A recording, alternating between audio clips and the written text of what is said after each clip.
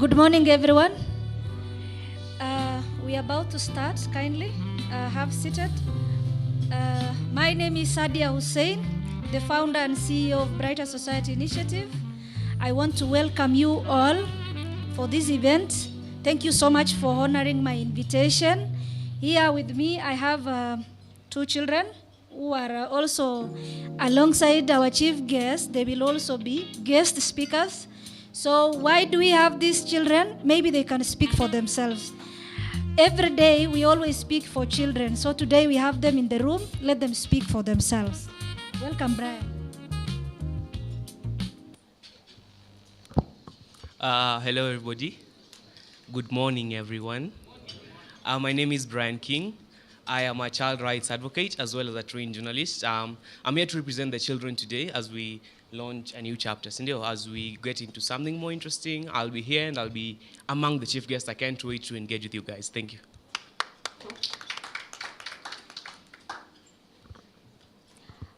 Morning, everyone. My name is Daisy. I hope everyone can see me. If you can see me, just wave. I'm a child journalist also, a child advocate also. And I hope we'll engage more here in this event, for our voices need to be heard as children. As Said has said that we are here today to speak for ourselves. You always have to speak on our behalf, but today we are speaking for ourselves, and we hope to engage more. Thank you. Thank you so much. So now everything starts with a word of prayer. I would like to ask Ustada Fatma and also Bishop Warari to actually start with a word of prayer. So Ustada Fatma.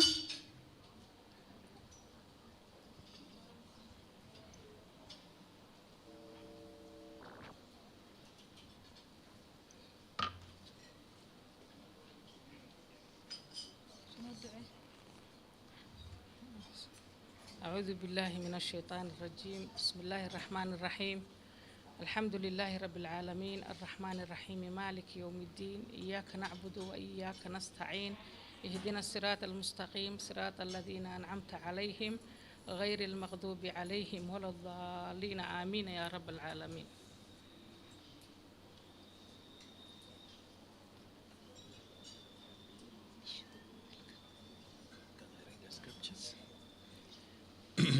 Good morning, everyone. Allow me to say praise the Lord. Isn't this a beautiful day? Yes, it is, and I'm happy to see our children who are standing strong with our sister Sadia and every one of us. My name is Bishop John Warari from the Interreligious Council of Kenya, and we have worked with Sister Sadia for a while now. Our scriptures in the book of 1 Timothy chapter number 4, verse number 12. This was Timothy the apostle speaking to his mentee. That was young Timothy, who was by then a bishop at the age of 17. And he was facing a lot of challenges. And this is what Timothy was told by the aging apostle. He was told in verse number 12, and I read, "Let no one despise your youth, but be an example to the believers in word, in conduct, in love, in spirit, in faith, in purity. Let no one despise your youth." And we have come to stand with our sister Sadia to say that no one should despise her. That she is a woman, that she's young. And you know, sometimes because of what we face, we feel subjected, we feel afraid. He was told, do not allow anyone to despise you. The other side of that coin is that, Sadia, do not despise yourself. Our young people, do not despise yourself. Our friends in the media, our able politicians here, and thank you for Mama, hi, do not let anyone despise you, and don't despise yourself. be an example. People are looking at us, and we are role models. Shall we pray? Our Father and our God, we stand before your presence with thanksgiving. Thank you for this moment that will make a mark in our lives as we stand with our sisters, as we stand with our mothers, as we stand to identify with those people that have been despised. We pray that, Lord, you give us courage, and that, Lord, you make a way where there seems to be no way. But most of all, that, Lord, you make us instruments who will leave this world a better place than we found it. This we have prayed in your most beautiful names, and as well as in the name of our Lord and Savior, Jesus Christ. Amen. Thank you so much. Now we will have welcoming remarks. Before that, I wanted to bring to your attention today is we are launching the 16 Days of Activism for 2022, and our theme is Unite Activism to End Violence Against Women and Girls, as you can see on your projected on your screens. So our commitment to end FGM, child marriage, teenage pregnancies, rape, defilements, and also general gender-based violences.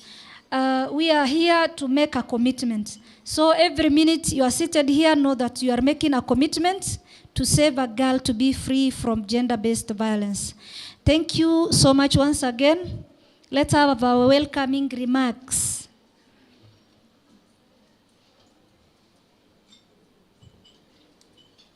Let's welcome George from Plan International Kenya.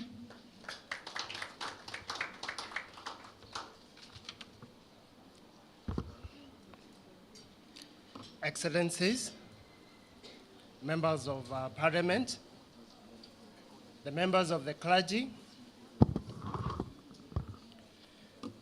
distinguished guests, good morning.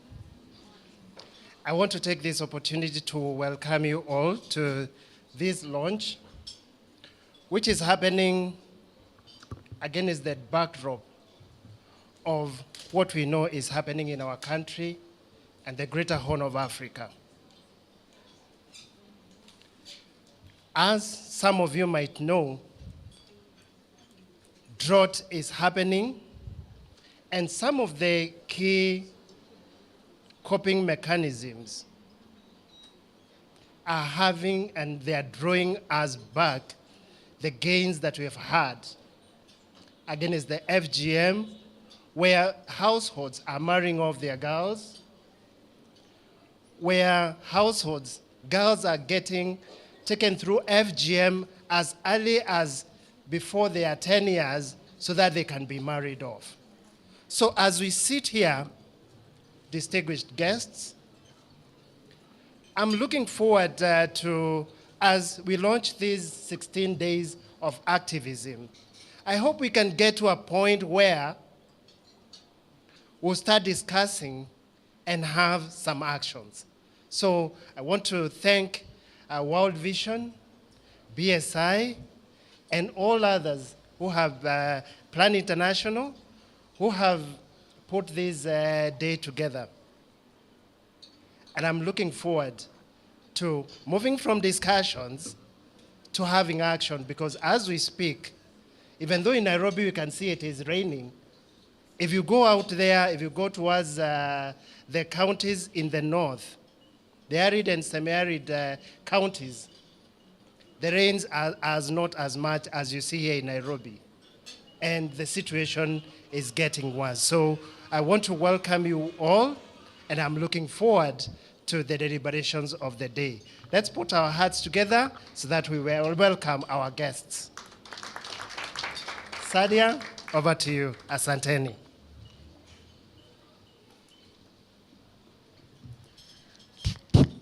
Thank you so much. Now we will have opening remarks from World Vision.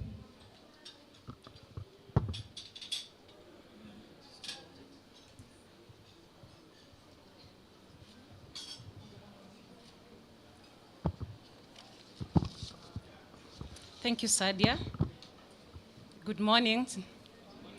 Yeah, the Excellencies, First Ladies in the room, the Ambassador present, the head of EU delegation present, a representative, members of Parliament present, our own woman representative present, Mama that we know, the head of government entities, our partners in the room.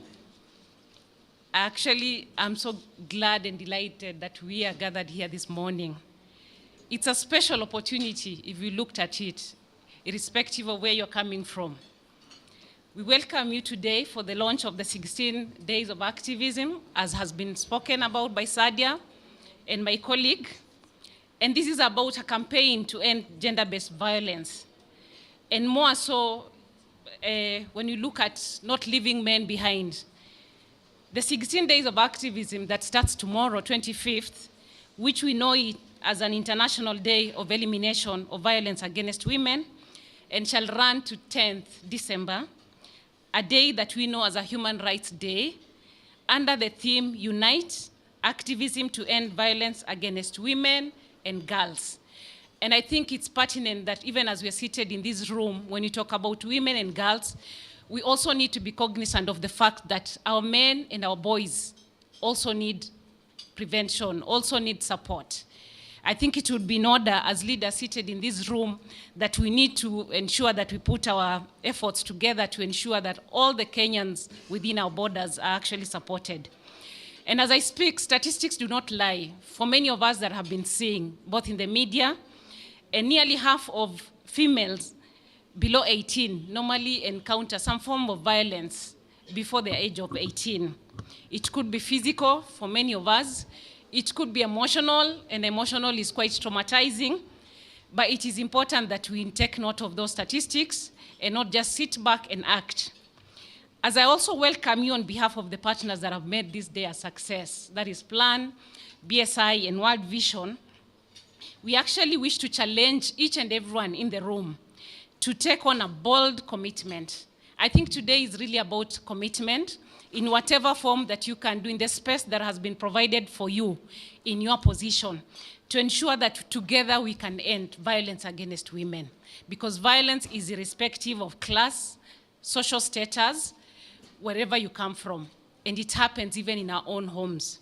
For each one of us in this room, and even for those that will be listening to us online, it is important to appreciate that collectively we can do our part.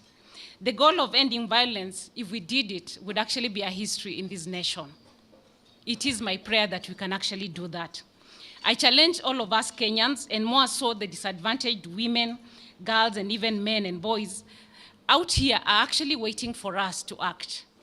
Please, let's act. Let's not just make this a celebration that we have to mark as a tick, but let's commit to act.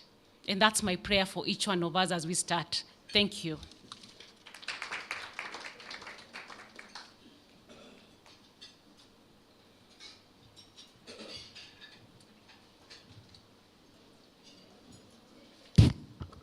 I'm sorry, I'm coordinating everything. So now, may I have the pleasure to welcome Honorable Esther Passaris, because we are here, all of us, in her county. So kindly welcome Honorable Esther Passaris. She's a sister. She's a sister, actually. I would say she's my sister because she has been there for me. Even when I was launching Brighter Society Initiative, she was still there for me. When I was launching my 2 books, The Hidden Scars of FGM and A New Dawn for Children, she was there for me. Whenever I want assistance, she's always there for me. And not just for Saadia, but all survivors of gender-based violence. She's always there for women. Thank you so much, Mheshimiwa Passaris, for walking this journey with us. And I have a special gift for you, but I will give you when you are walking out, inshallah. And I wanted you to know the room. There on my right, Far right, you have the youngest member of parliament, nominated Umi. Then we have Ismahan, who is also a passionate campaigner. We have Ustada Fatma, a religious scholar from the Muslim community. So you can imagine, we never had the voices of religious scholars who are female from our community. And for the first time, we are trying to empower even the female religious scholars. So here we have the ambassador for Austria. We have the EU, and we have the rest from Plan, right? From Plan. Then we have World Vision, the one who just made remarks. Here we have your colleagues, MPs from Elgeyo Marakwet. Thank you so much. Elgeyo Marakwet, we don't even have so many organizations. I think World Vision, Plan Kenya, you need to shift your focus there. Then we have the far end. Here we have the first ladies who have actually, I'm really happy to see the county first ladies to speak about gender-based violence. It's really a privilege to have you here. So, madam, there we have the CEO for Children's Services. So we have the government, we have the CSOs, we have, there we have the table for religious from the Christian faith. We even have female religious scholars, we are balancing. At least female religious scholars to also say something. There we have the CSOs, we have Give Direct, we have the Global Media Campaign, we have the children who are the super chief guests. So welcome, this is your county. Thank you for hosting us. Make your remarks. Thank you.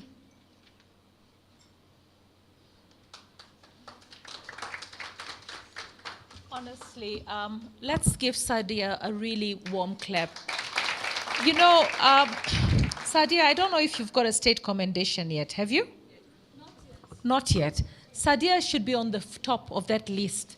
December 12th is coming up. Let us work together, First Ladies, and see how we can get Sadia on that list of state commendation. Because if there's anyone who deserves it, who has taken her pain and made it into something that can help ensure no other girl has to endure such pain, it is Sadia. I met her a few years ago. I'm going to skip the protocols because Sadia stood here and took care of the protocol. So all of you have been duly recognized, and I appreciate all of you being here. I'm really, as I stand here as Nairobi County Woman Representative, I acknowledge our host as well as Governor Sakaja's wife, Beatrice Sakaja, because she's also now the First Lady of Nairobi County. I'm the woman rep of Nairobi County, and I'm really honored to be sharing a table with her.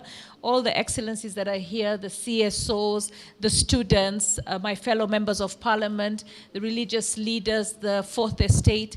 I just want to say that, you know, this is, Sadia, you always get it right. The 16 days of activism actually kicks off tomorrow, all the way to the 10th of December. It will be launched nationally in Kilifi County. But today, she's already got good players in the room. You know, having World Vision, having Plan International is quite an accomplishment. So what are we talking about? Why are we here? We're here to end the... We're here to align the law, right, budgets, and the commitment for gender-based. And it's happening not just traditional and religious, and I'm glad we have scholars from the religious, the Muslim faith, and I'm sure we have scholars as well from the Christian faith. I mean, it was so disheartening and at the same time celebratory when we heard that Islam does not call for the circumcision of women. It was a cultural practice. It had nothing to do with religion. But can you think, from the time it started to when we discovered it was not faith-based, how many women endured the cut? How many women and girls suffered, right? So for me, we have a long way to go. We might think that we have achieved so much in terms of society. You know, we've got digital space, we have skyscrapers, we are flying, you know. But we haven't achieved much in terms of humanity. We haven't achieved much in terms of restoring dignity. In fact, every single day, dignity is being eroded. I love the fact that now we're trying to look at dignity in terms of the housing.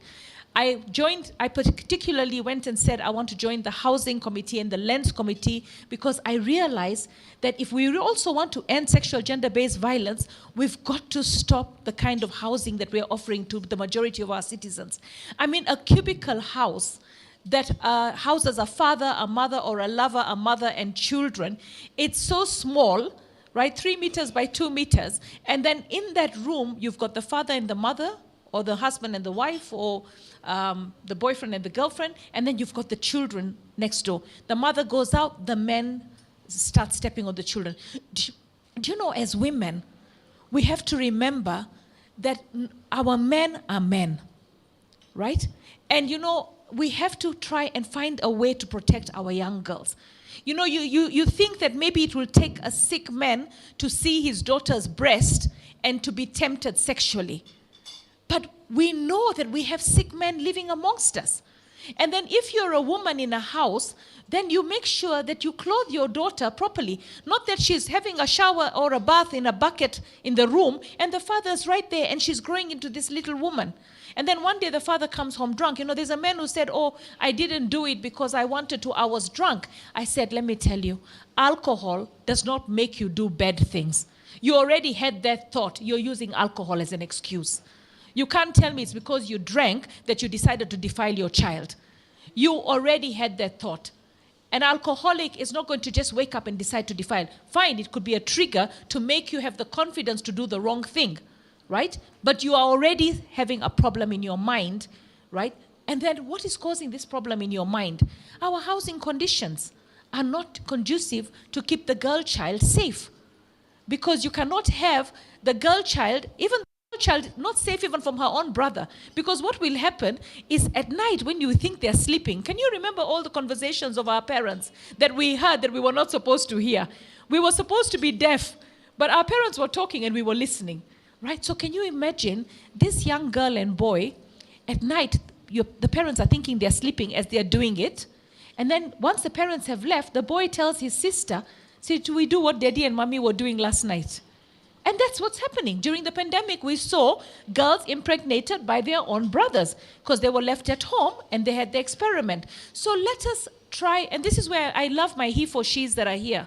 Let me tell you, let us fight for comprehensive sex education in our schools. We have to have it. We cannot say that we don't want comprehensive sex education because of gender identities, and if we bring comprehensive sex education, the religious leaders, you don't want us to teach comprehensive sex education in school because you say the minute we start teaching it, we will teach our children that there is lesbianism, there is gayism, there is intersex. Let me tell you, they are there. And there's scientific proof to show that nobody wakes up and decides, I'm going to become gay. All right? You're born that way. All right? Just like you're born intersex. All right? This is not a social habit. It might be a social habit temporarily, but it doesn't change your gender identity. And the more you study, the more you realize. With intersex, I've seen a young girl, actually she's not young anymore, but I saw a woman who was born intersex. She was born with testicles and a vagina. She told her parents decided, because they already had a boy, that they are going to remove the testicles and leave her to live as a girl. So they named her Ruth, and she continued growing up as Ruth.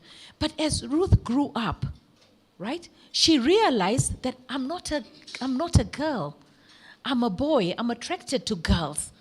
You see, that decision to remove her testicles at that point, because the parents wanted a girl, they already had a boy, decision for this intersex child. So this intersex child, and that's why we've seen people change their names from Andrew to Audrey. Why? Because they realized that, you know what, I wasn't given the chance to develop. I was born with two genitals. So in the same way that you can be born with two genitals, sometimes you're not born with two genitals, but inside your hormones and your genetic makeup, you're more girl or more man. All right? And this is happening. So you don't need the genitals. Even the genitals of Ruth were not complete. She only had testicles. She didn't have a penis. But she grew knowing that I am not a girl. I am a boy. All right? So there are surgeries that correct this. Why are there surgeries to correct this? Because something goes wrong. And one thing that we say as Christians, every soul is beautifully made in God's image. And we say it in both religions, the Quran and the Bible, that we are not God. We cannot judge anyone. So what we can do is just allow, out of love, people to exist and coexist. And then eventually we try and see what God will do, what God wants to do. None of us know what God will do. But there are certain issues that we have to talk about. We have to talk about a 10-year-old girl who is raped by her father and is impregnated, and we're saying she cannot be aborting.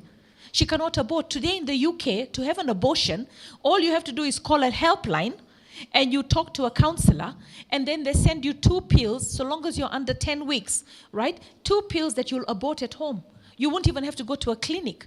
We don't want what happened to JMM to happen to us. JMM was 13, raped. She got pregnant. She was scared to talk to her mother. She tells her best friend, take me somewhere. The best friend takes her to a pharmacy in Kisii County. The pharmacy gives her some medicine. She goes home. The fetus doesn't come out. What happens to JMM?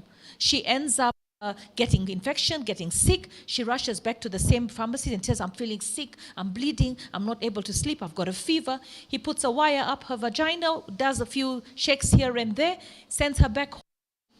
All right? When she gets back home, she gets really sick. The mother comes to her and says, what's going on? She goes, Mama, I was raped. There's a bad man who did something bad to me. And then I got pregnant. Scared to tell you. If JMM had done comprehensive sex education, and if the mother had also been equipped with comprehensive sex education, JMM would have known that rape was not her fault. She was a victim of an adult taking advantage of her. So JMM would have known that sex could result in a pregnancy. We could have stopped it with the morning after. Okay? The mother could have gone for the morning after. But because we don't want to talk about it, JMM went to the level 5 hospital with the mother. Level 5 hospital says to the mother, she's too sick, take her to Kenyatta. They don't give her an ambulance. She gets into a taxi with a mother who can hardly afford the taxi, brings her to Kenyatta National Hospital. JMM was admitted at the age of 14, raped at the age of 16, died at the age of 17, spent the 4 years of her life in HDU at Kenyatta Hospital. The civil society went to court, and they said to the court, was this right? And the court said, no, it was not. Abortion is permitted in our law when the health of the mother is in question. The courts have asked, what do you mean by the health of the mother?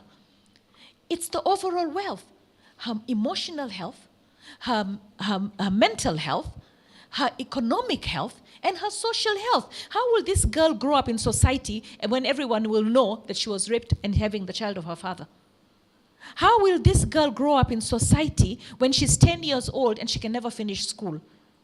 There's another case here in Mary Faith Children's Home where a young girl of 10 ended up taking baby boy home to the orphanage, and then she decided to take this baby and put the baby on the bunk bed on the top. So with her friends, they carried this baby on the bunk bed.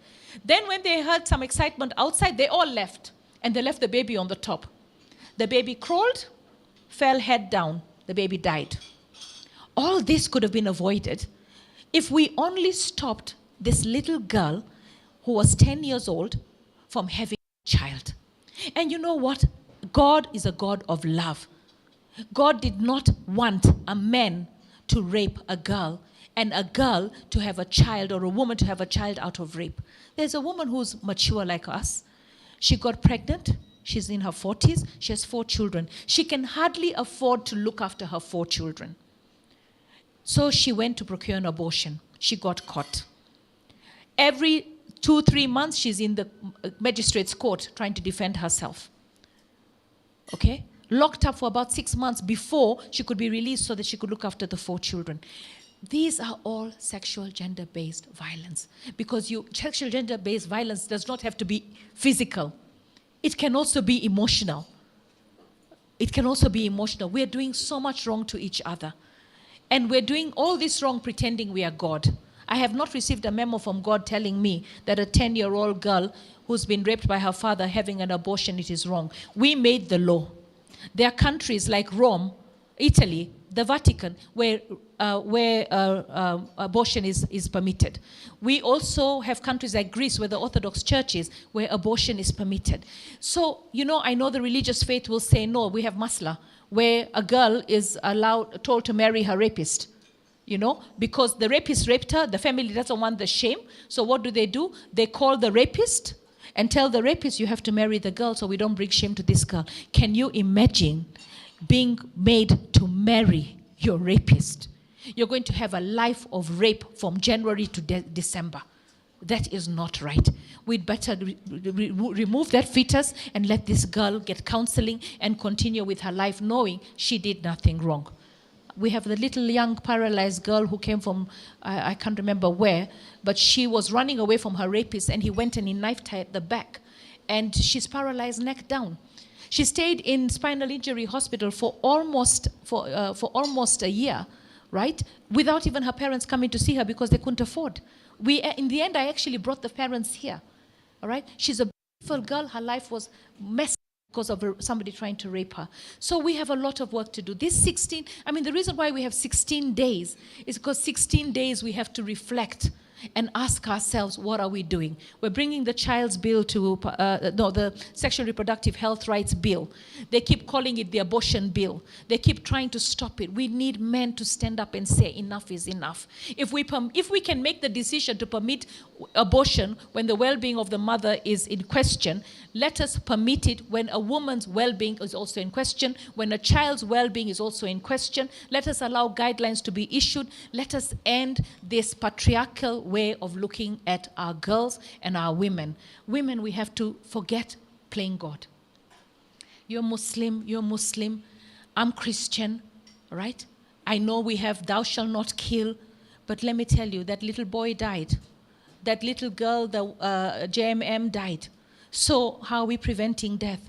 What we are doing is we're preventing life, the proper living of a young girl, a young woman, an elder woman, and even a young boy, even an elder man, because sexual gender-based violence cuts across.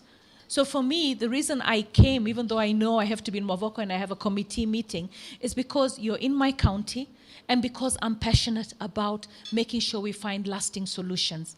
As Nairobi County, we struggle to get land to be able to put a safe house. Nairobi County has quite a number of safe houses run by survivors of sexual gender-based violence. So what we did is we put money aside. We finally got land during N. Kananu's tenure. We've already started the groundbreaking. It's a safe house, so obviously it's in a location next to a police station, next to a hospital. But that safe house is going to be run by Nairobi County. They already are going to provide services, a recurring expenditure for it. So it's going to be the first government-run 100-bed safe house in Nairobi. And we are hoping that the governor and the CS will visit it sometime within these 16 days of activism so that they can see the progress of the work that is going on. We are very proud that we've gotten to this stage. We took trips to Makueni. We understood what was being done in Kisii with Janet Ongera so that we provide a safe space. Because right now we have over 5,000 cases of sexual gender-based violence, and can you imagine, Nairobi County does not have a government-run safe house. We should have a safe house in almost every constituency. A safe house has to be in every constituency, because where does a woman who's battered with her children at night go?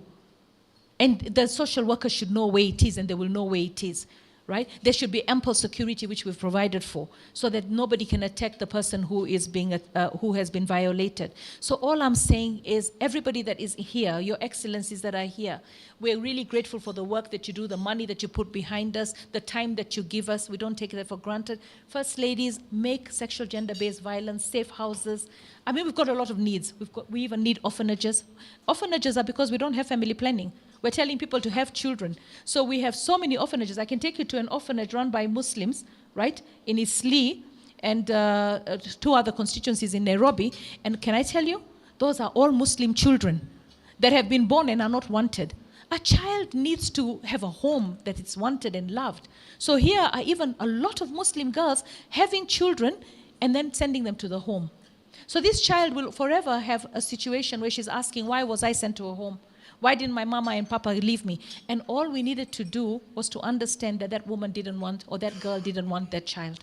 So you end the suffering. The state cannot afford to look after the orphanages. I'm actually asking for food for my orphanages. Then we've got old people's homes, we've got cerebral palsy, we've got autism, we've got so many needs. And you know what? Because of poor family planning, we're ending up with a lot of children with PWD issues. You know, like autism, for instance, is because you're not spacing the children.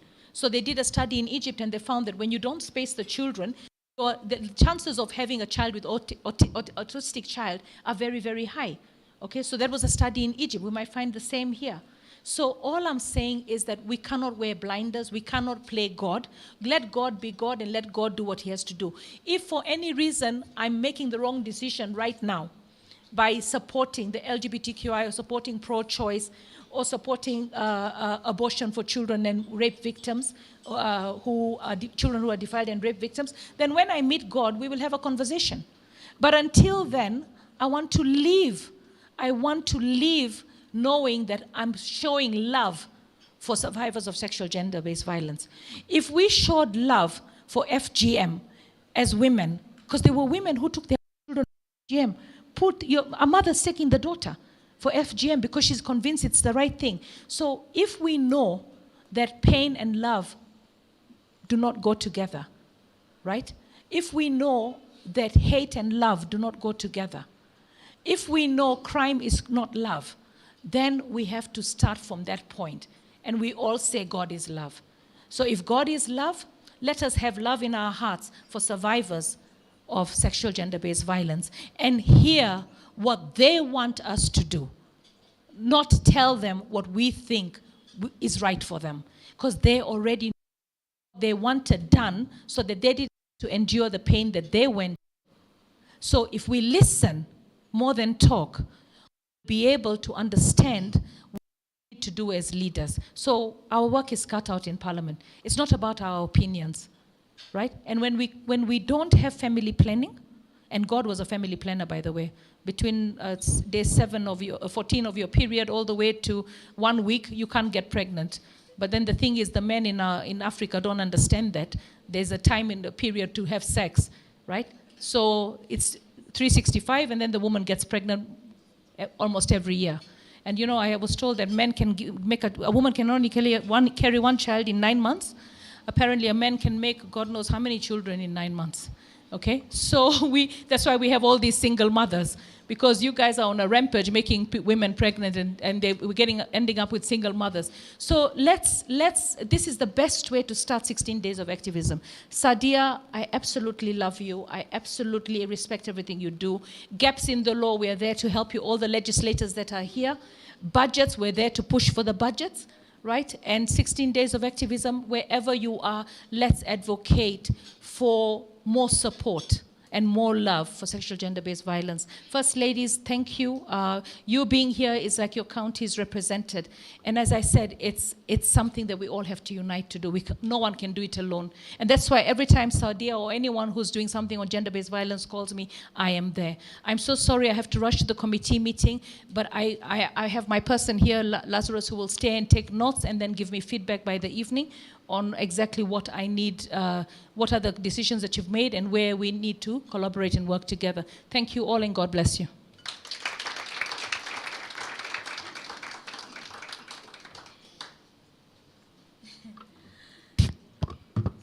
I don't know what to say. So, Mheshimiwa Pasaris, thank you so much for your remarks. In Nairobi, Mheshimiwa Pasaris, I don't know if you're hearing me. So we will need you because we will have mentorship programs in schools, and we will be planting trees, 100 seedlings in every school. So we will still need you. And we will also have a sensitization program in Isili. I hope you will be comfortable to come in Isili and prepare to wear hijab on that day. Okay? Thank you so much. So now I wanted to welcome Omi. Omi, welcome. Come make your remarks. Let's clap for Omi.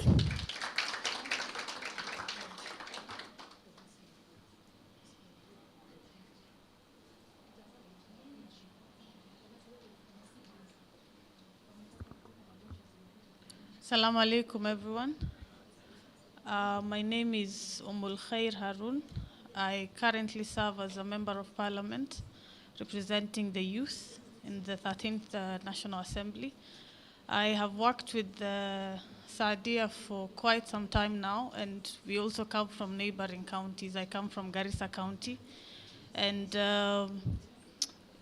as we are seated in this room, we are all beneficiaries of education at some point, and we are all beneficiaries of, activism and the voices that people have put in place before.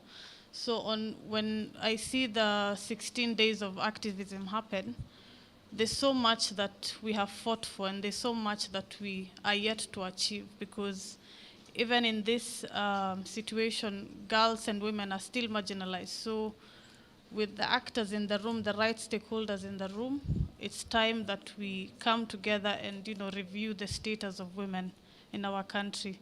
As from next year, we will be having that meeting, the CSW. So what are the things that we are going to talk about as Kenyans? What have we achieved on matters gender equality? And the national space and the international community has done so much effort.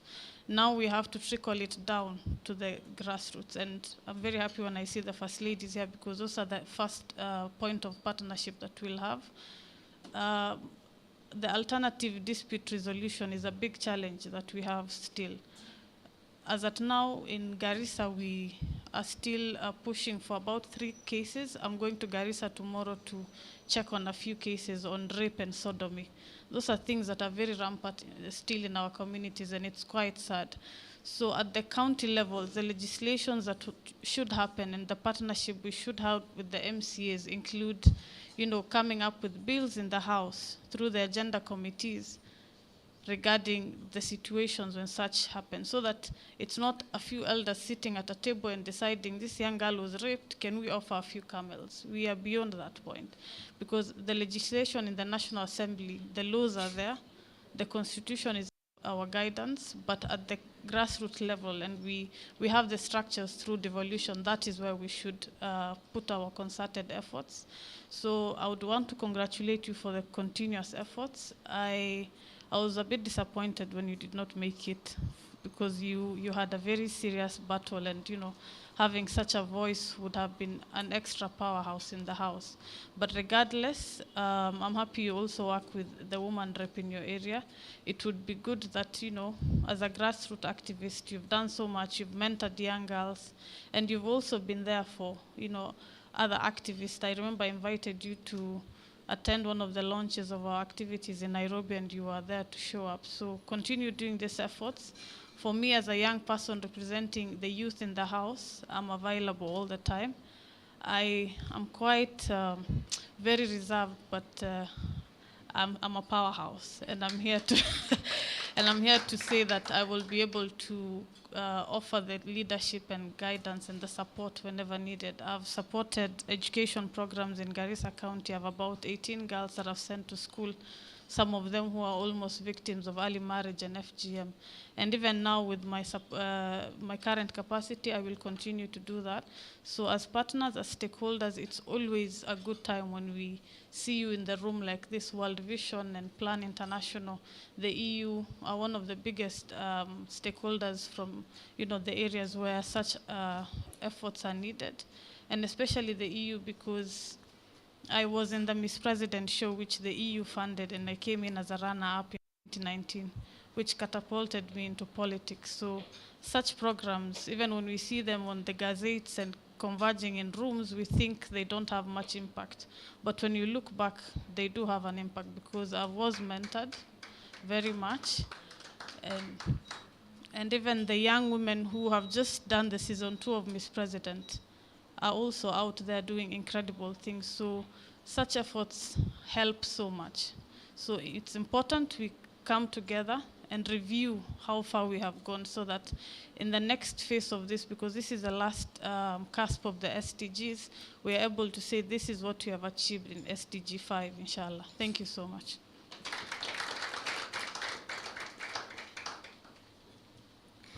Thank you so much, Umi. I want to tell you, as you go to Garissa, be aware of that there are so many girls who will be mutilated because schools are closing. And I know the First Lady of Migori is here. Right now, the Korea people have started celebrating, and they are preparing girls for FGM. I know we only came here to make a commitment, and I would like to invite Honorable Timothy. Kindly welcome, all the way from Elgeyo Marakwet. Can we clap for him?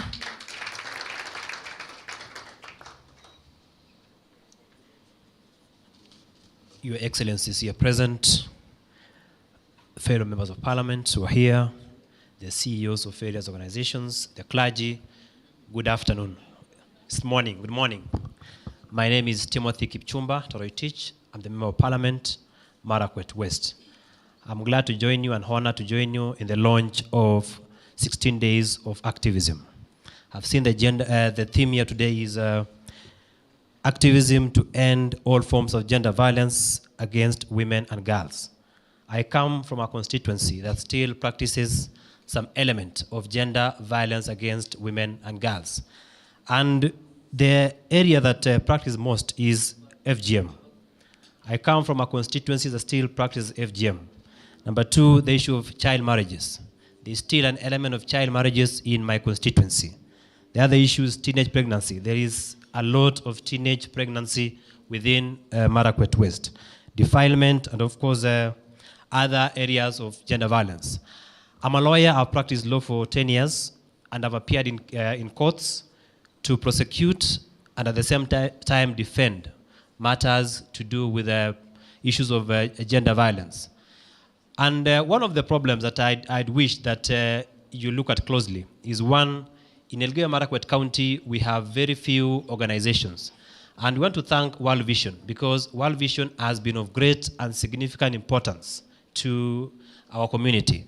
And I would urge the organizations that are here, kindly, with a lot of humility, kindly set up more organizations within, especially the Marakwet part, the Marakwet East and the Marakwet West part, because that is an area that has been neglected. So we'd wish and we pray that you set up more organizations. We are willing. We are the two of us here. We are willing and ready to support you in any way or whichever way you want. We'll be ready and able to assist you. Now, as a legal practitioner, one of the issues that we have in terms of prosecuting, because the perpetrators of gender violence, where they end up is the courts. Now, when they reach the courts, one, our prosecutors from the DPP are not well equipped to handle matters to do with prosecuting the perpetrators of gender violence. So I would request the organizations to invest more in training officers from the Directorate of Public Prosecutions, because they are not well equipped to handle matters to do with prosecuting those who are involved in gender violence. And where you can get statistics, Madam Sadia, is kindly just go to the courts, especially at areas that practice gender violence. Go to Itel law courts, because that is the only court within that we have within Elgeyo Marakwet County. There are so many cases of FGM, and I will be one of the lawyers who has been co-prosecuting as I watch brief on defending those who have based some element of gender violence. Just go to the courts, get the statistics. Most of them are acquitted, the perpetrators. One, because there is a problem in terms of prosecution. Number two, the judicial officers are not well equipped in terms of training on how to handle matters to do with issue of gender violence. Number three, I would also wish that you aggressively involve the elected leadership, because at where we come from, we still have some element of authority where we can be listened to. Finally, we pray that you set up more rescue centers in Marakwet part, because we don't have a rescue center. When they experience gender violence, the only way they can be assisted is the perpetrator is taken to court, but the victim is not counseled, is not well taken care of. So finally, I thank you so much for what you're doing. This is exceptional. What you are doing for humanity is extremely exceptional. Count on my support as a member of Parliament, Marakwet West. Kindly let me invite my colleague, my friend and brother, the MP for Marakwet East. He's a ranking member. He has served for 2 terms. Thank you. My name is Kangoko Bowen. I'm the member of Parliament Marakwet East. And as Timothy said, I'm a ranking member serving my 3rd term in Parliament. And I'm sorry I will be brief because also I'm serving as the chair of Water, Irrigation and Blue Economy, the committee in the National Assembly. And we have a lot of activities going on. First, let me congratulate Sadia pamoja na the BSI because of what you are doing.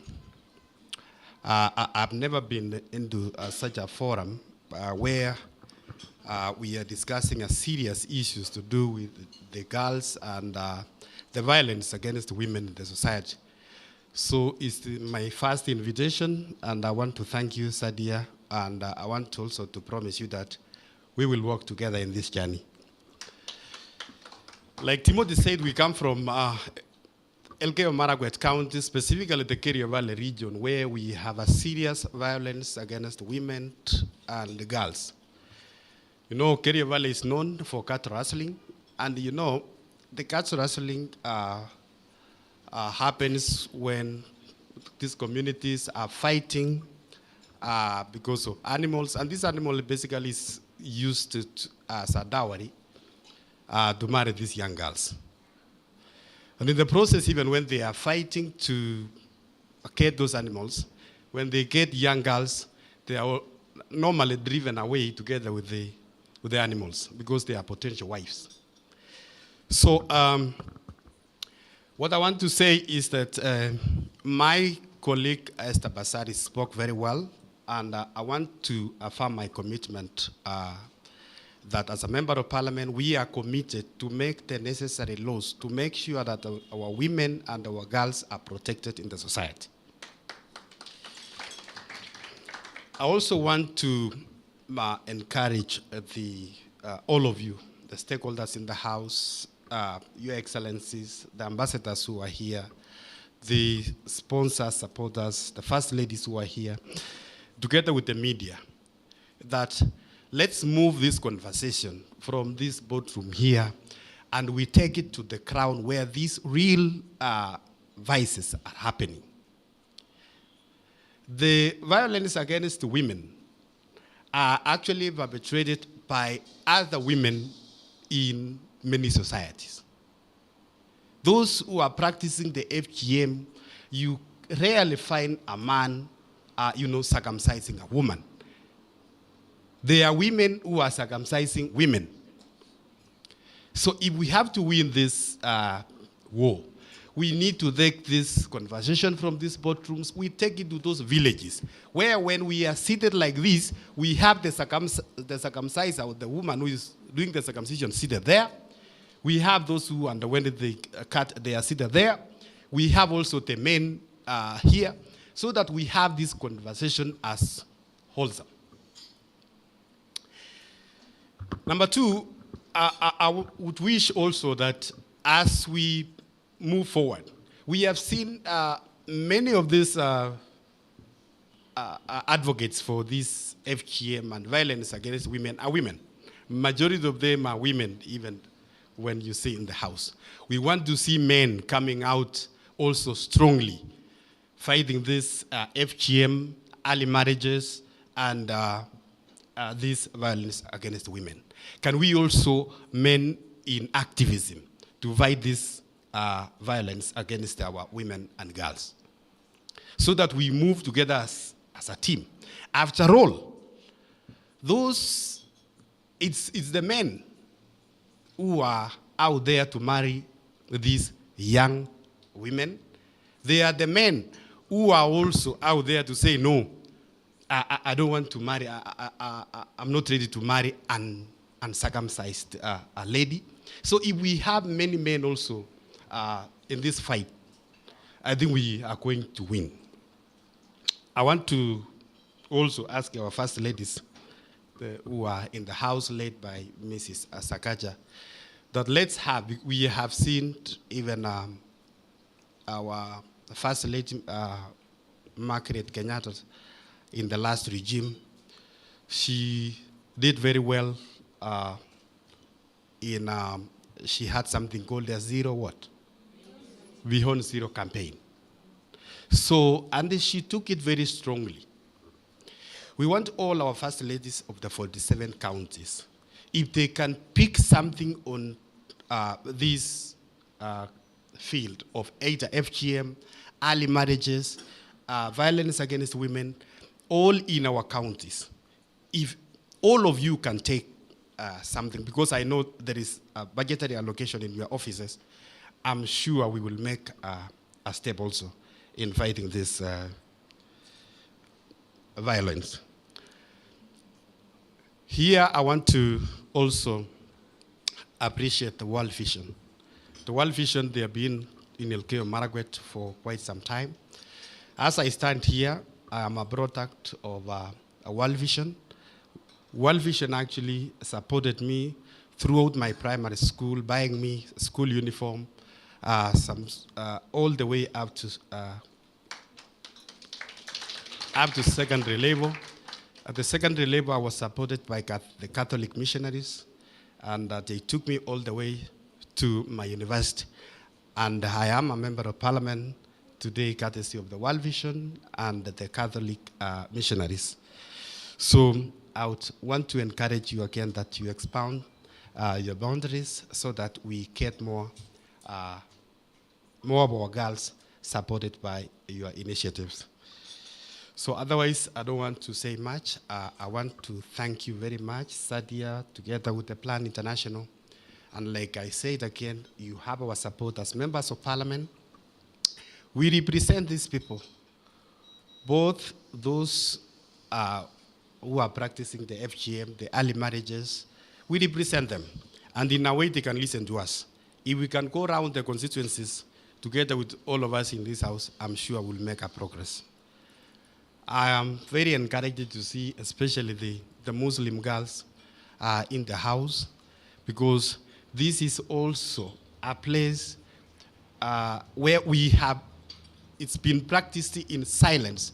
And seeing how, like my fellow member of parliament there, the Humul Her, that she can come out strongly from a conservative environment like the Muslim community, I think it is very encouraging, and it's a step forward.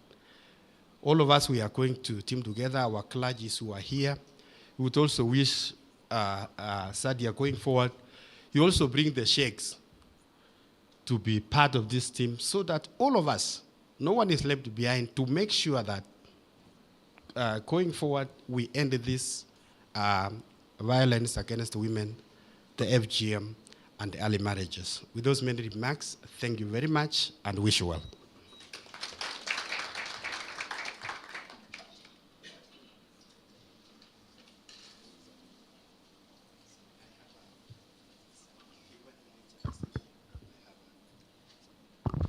I have apologies from our women rep, who is also very, very committed in this issue of FGM.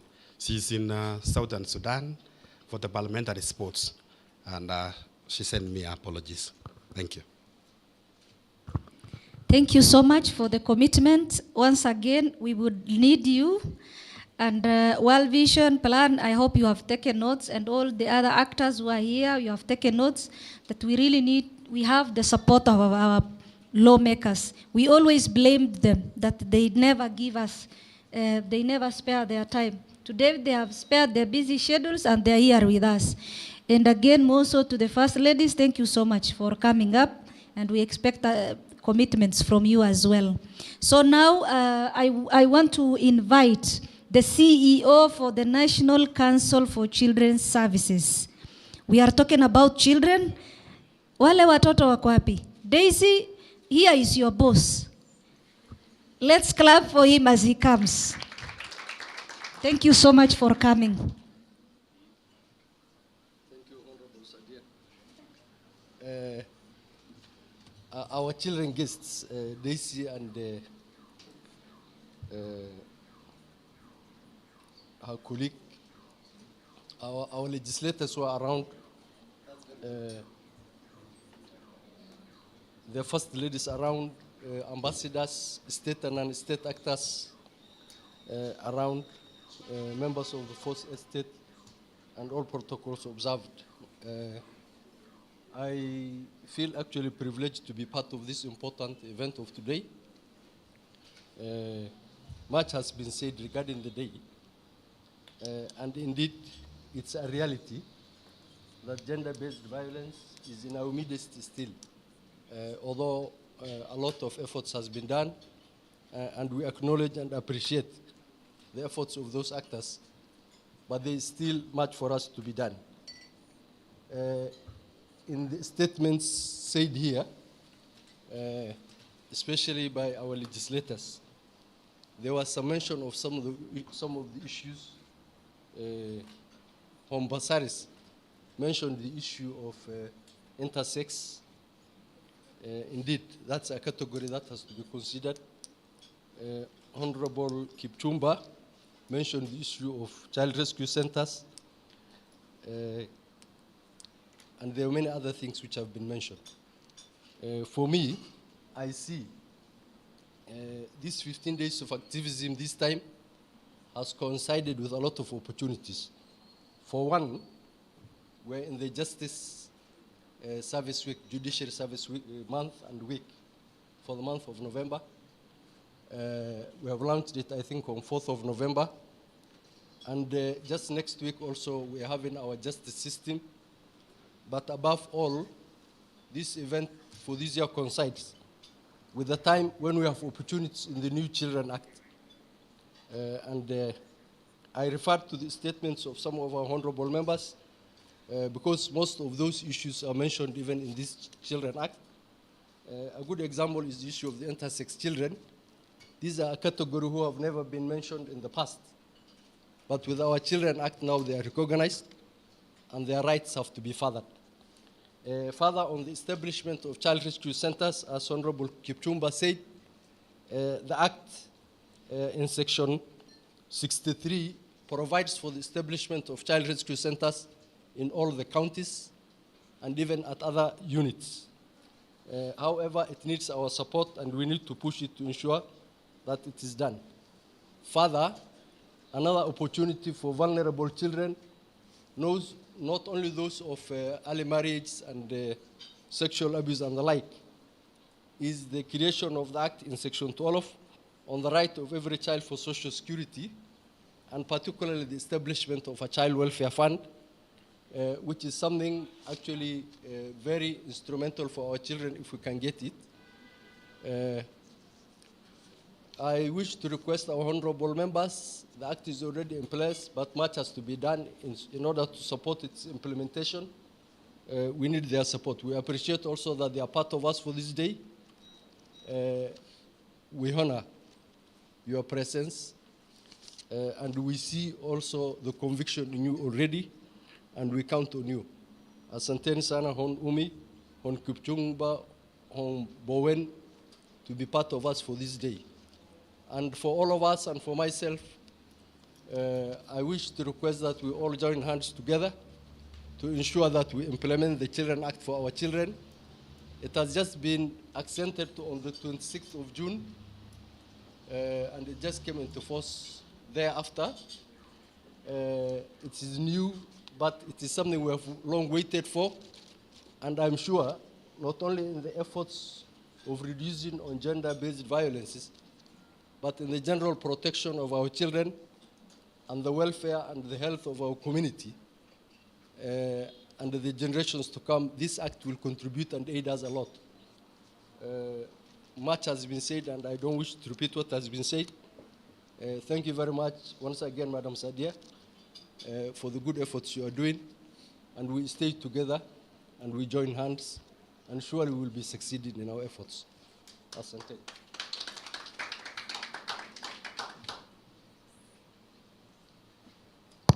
Now I want to recognize the presence of a very powerful lady from Mandera County, all the way from Mandera County. Kindly, can you say something? Mandera County is very far, we know, and yes, it's a blessing to have you here.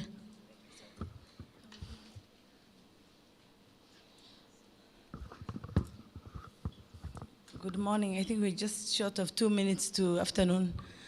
How are you all?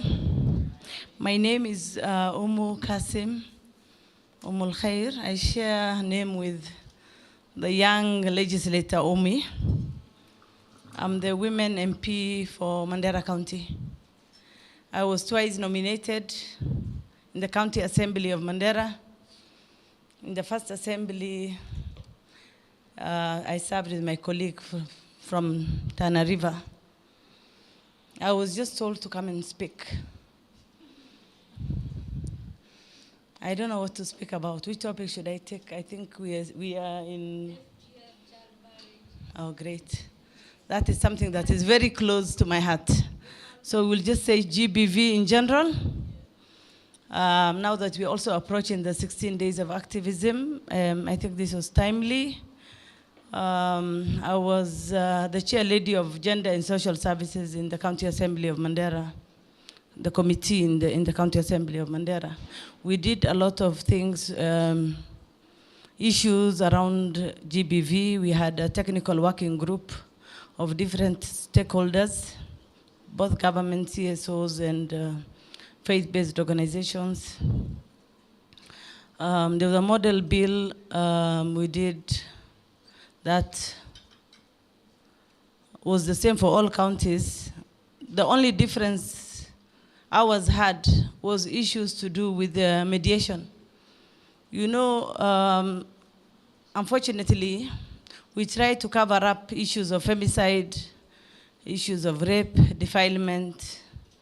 When it comes to your person, you try to protect. So we've decided that anything that is a capital offense, there's no negotiation about it. So we've left the elders issues to do with mediation. You know, sometimes you can disagree with your partner and you're given a little bit of beatings here and there. Depending on the degree of that beating, others take it, others cannot take it.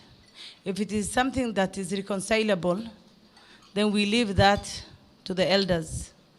But the component we introduced was the mediation to be done by women, because also our level of tolerance is measured by a fellow woman, because advices come in there. I could be wrong, maybe that is why we disagreed. Others would want to save their marriage. People have different approaches on this. Whoever wants to get a divorce, it's not the end of life. That is what we say. Marriage is contractual. The beauty about the religion that I profess, Islam, is that even if my husband is ugly, I have every reason to divorce him. So if it comes to other issues, then what do you think? It's very easy for a woman to walk away. But that is always hidden under culture. Culture is what binds us more to abuses. You're told you cannot live because you have children and all. I can raise my children if I'm able. So that is why the genesis of all this is poverty and illiteracy. We try to eradicate that at whatever age, then we are safe. You will be able to make informed decisions when it comes to your life and the lives of your children. So basically, that's about it. I would pledge that I am now at a different level where I can influence policies and bills, and that I'll be able to make a difference in the lives of the people we represent, specifically the marginalized groups whose rights are always infringed. So we would start with advocacy, always continue with advocacy as we progress to skills development for our people. Thank you very much. That's about it. It was a pleasure having you.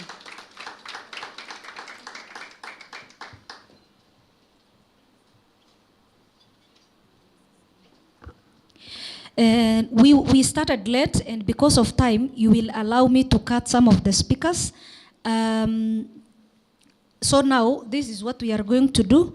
We will have one religious scholar from the Muslim, Ustada Fatma, say brief words. Then we have a commitment from the Christian side, very brief. Then we have Austrian ambassador, followed by EU. Then we get to Madam Beatrice Sakaja, who is our host. Then the vice chair, then the chief guest. Then when the chief guest is making the remarks, then we have our children guests as well, standing by her side. So once we are done with that, we will have the country director for plan and country director for World Vision to do now their, what do we say, appreciation and their remarks in regards to all the presenters. Thank you so much.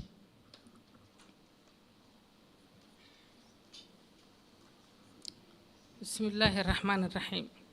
Thank you so much, Madam Saadia, for inviting me in this very nice occasion. Alhamdulillah. My name is Ustada Fatima. I'm an Islamic scholar by professional, and also I am a teacher. And I have this experience of teaching girls and women for a long time. And about this topic, we are here. And in fact, we have a long journey for us. And this practice specifically in FGM, and we thought it is in our religion somehow. And we had a lot of difficulties to deal with. And because most of our, if it is something to do with religion, and we are saying our religion doesn't allow us to cut or to circumcise girls, at that point we had a lot of problem before. And from 2006, we started now to open up. But before that, it was taboo. We cannot talk about it. Even the religious leaders themselves, we had some argument because of that. But thanks to Almighty Allah, these days things are very good, alhamdulillah. And we have this journey of change. If you could have time, I could tell about it, but because of time, alhamdulillah, today we are here to free our girls from this harmful practice. And with many confidence, we have to stop this harmful practice. It has no base in any religion. For these few remarks, Saadia is after me. Wish you all the best.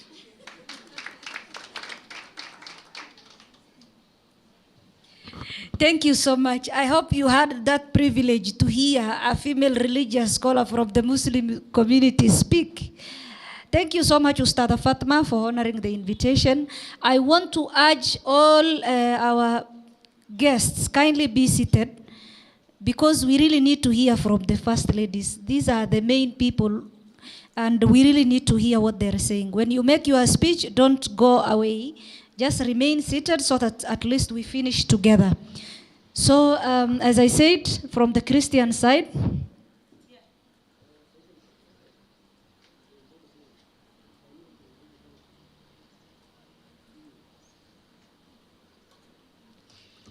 Thank you, Sadia. My name is Agonjiri Mwangi, Bishop, and I have my colleagues with me. I have Charles with me, Charles Masharia, please, just raise your hand. And Charles is a program manager of Anglican Directorate or Director Services. And we have Reverend also Dennis. Please raise your hand.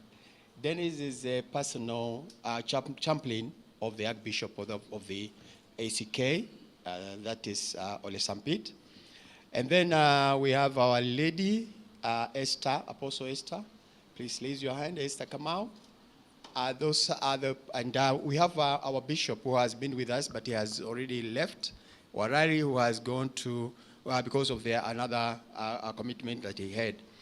Now, this is not my first time to attend Sandia's meetings. I have attended quite a number as IRCK, representative, because I'm a representative of IRCK. And we have also some commitments that we have already made.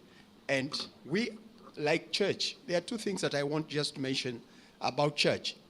From the time that the church was introduced to us here in Africa, one of the things that the missionaries talked about is about, they were talking about, they were talking against FGM. So FGM has never been very much encouraged in the church, but that does not mean that it's not practiced.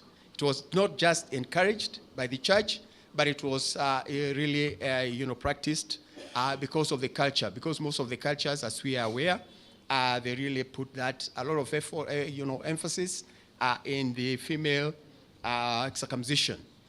The other thing is that, we have also, church has been one of the gateways because we are in the grassroots. From Mandela to Runga, we have a lot of churches. And churches, many times you find that most of these girls, when they are in distress, they run to the churches. So the church also has also acted very well, trying to assist. I'm saying this because I have experience. I've worked in Maasai land for so many years. I've worked in Nairobi here.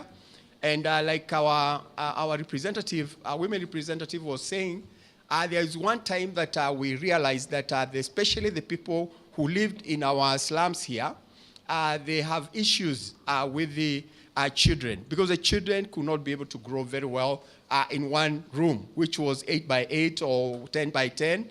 And at one time, with the assistance of Undugu Society that time, in the late 80s and early 90s, we were able to give the Kitui Pumwani. Kitui Pumwani? We went to Kitui Pumwani, we got land there. We were assisted by the Undugu Society, Father Grol, those who know him. May the Lord rest his soul in peace. That man was so gifted because of moving to every office to see that these things are done. So he went there, we built 2 rooms so that at least the family can have 1 room and the children can be able to have another room for them to stay. So these are things that have been there in the church, and the church has also been very much involved in fighting of course, the divorce and other things. And I'm not saying that we have not been, we cannot be able to be accused, because sometimes we dissent the divorce. So one of the ladies came here, Honorable, thank you, and she said that in Islam, you only have to say that I divorce you. If you say that in four times, if I'm wrong, they can correct me. 4 times is enough, 3. So 1 is extra. So that I divorce you, I divorce you, I divorce you, and she walks out. But in Christianity, it's a big process. So what I would like to say is that let's join hands, as we all join hands, Santia, with you and the others, that we will be able to fight this vice. However, God will give us grace and resources, because we need to fight it in as economically. We want to fight it housing way and also education, so that we are able to have everybody empowered. Thank you. Thank you so much. I want to tell you, the religious institutions actually have a big role to play, because in our Muslim community, most of girls are cut because they believe FGM is sunnah to practice. And as Ustada said, it's again a humbling opportunity to have her here and say that it's not in the holy books. So we really need you from the Christian side. A lot of girls are mutilated right now. Like I said, Migori. Right now, Korea are demonstrating and celebrating outside. just to ensure that girls will be cut. So we really need the religious institutions to actually condemn with the strongest term possible. Now I want to invite Ambassador Christian Fellner. He's also a friend. He's like Esther Passaris, he's always there for me. Thank you so much for walking the journey with me. Welcome, and allow me to say that, can you all clap for him? It's not easy for an ambassador to skip the busy schedule and be here to stand and talk about 16 days of activism. Thank you so much, and welcome. Yeah, good afternoon. Thank you very much, Sadia. Excellencies, honorable members of parliament, representatives of the church, the media, all protocols observed, as we say here in Kenya. Yeah, Sadia, I have to correct you. I'm sorry. You say it's not easy for an ambassador to make time, but no. This is an extremely important subject, and we in the European Union, there's another colleague of mine who is going to have the floor soon after me, I guess. We have priorities, and one of the priorities of the European Union, and Austria is a member of the European Union, is human rights and is women's rights. And there are reasons for that. If women are empowered, if girls are in schools, if children are going to schools, if women are going to schools and to universities, you are going to have a better society in future. That is the data we see. We have a more peaceful society due to the education of women, and we have a more productive society because women are going to be more productive if they pass through the educational system. A lot have been said today, very vivid words. Thank you very much, Sadia.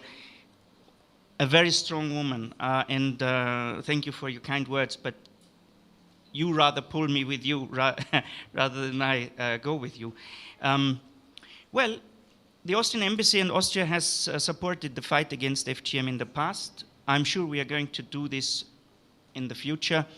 So far, I have a project on my table which was drafted yesterday on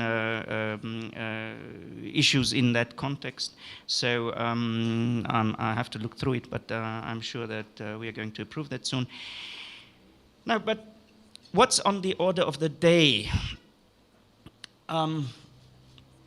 Listening to Sadia, listening to other people, this is a very big country, so many different cultures. So I've taken the pain some time ago to go into the literature and look at what this phenomenon of FGM is about. And I'm very grateful for an expert in the Quran, Fatuma, thank you very much, Shukran Chidan. I don't know the Quran that well, but I was told by experts there is no FGM in the Quran.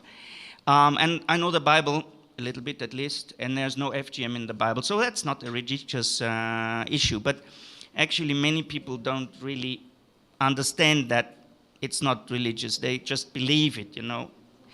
But it's a tradition, and if we are looking at traditions, it's anthropologists which look at the science of these traditions, and I've looked at some of the studies they made, and they say that many parents do not want to cut their girls, but they are under enormous pressure. They say, nobody is going to buy my food anymore. Nobody is going to talk to me anymore if I don't follow the tradition. So, what is on the order of the day? On the order of the day is like media, legislators, all of us, we have to speak up. You people have to inform them. And then, slowly by slowly, unfortunately not from today to tomorrow, there's going to be the feeling, yeah, we don't have to. It's about empowerment of parents to say, no, I don't have to cut my girl. I don't want that. And I'm sure that I'm going to have a living bit afterwards also if I don't follow that tradition. But also the religious leaders, I'm very sure that they have an enormous impact.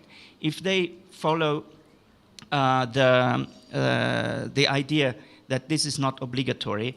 If they spread the message, I'm sure that people are going to listen to them more. And well, in the end, it's all about empowerment. Bring girls into schools, bring women into universities, and you are going to have less of problems. Thank you very much for listening.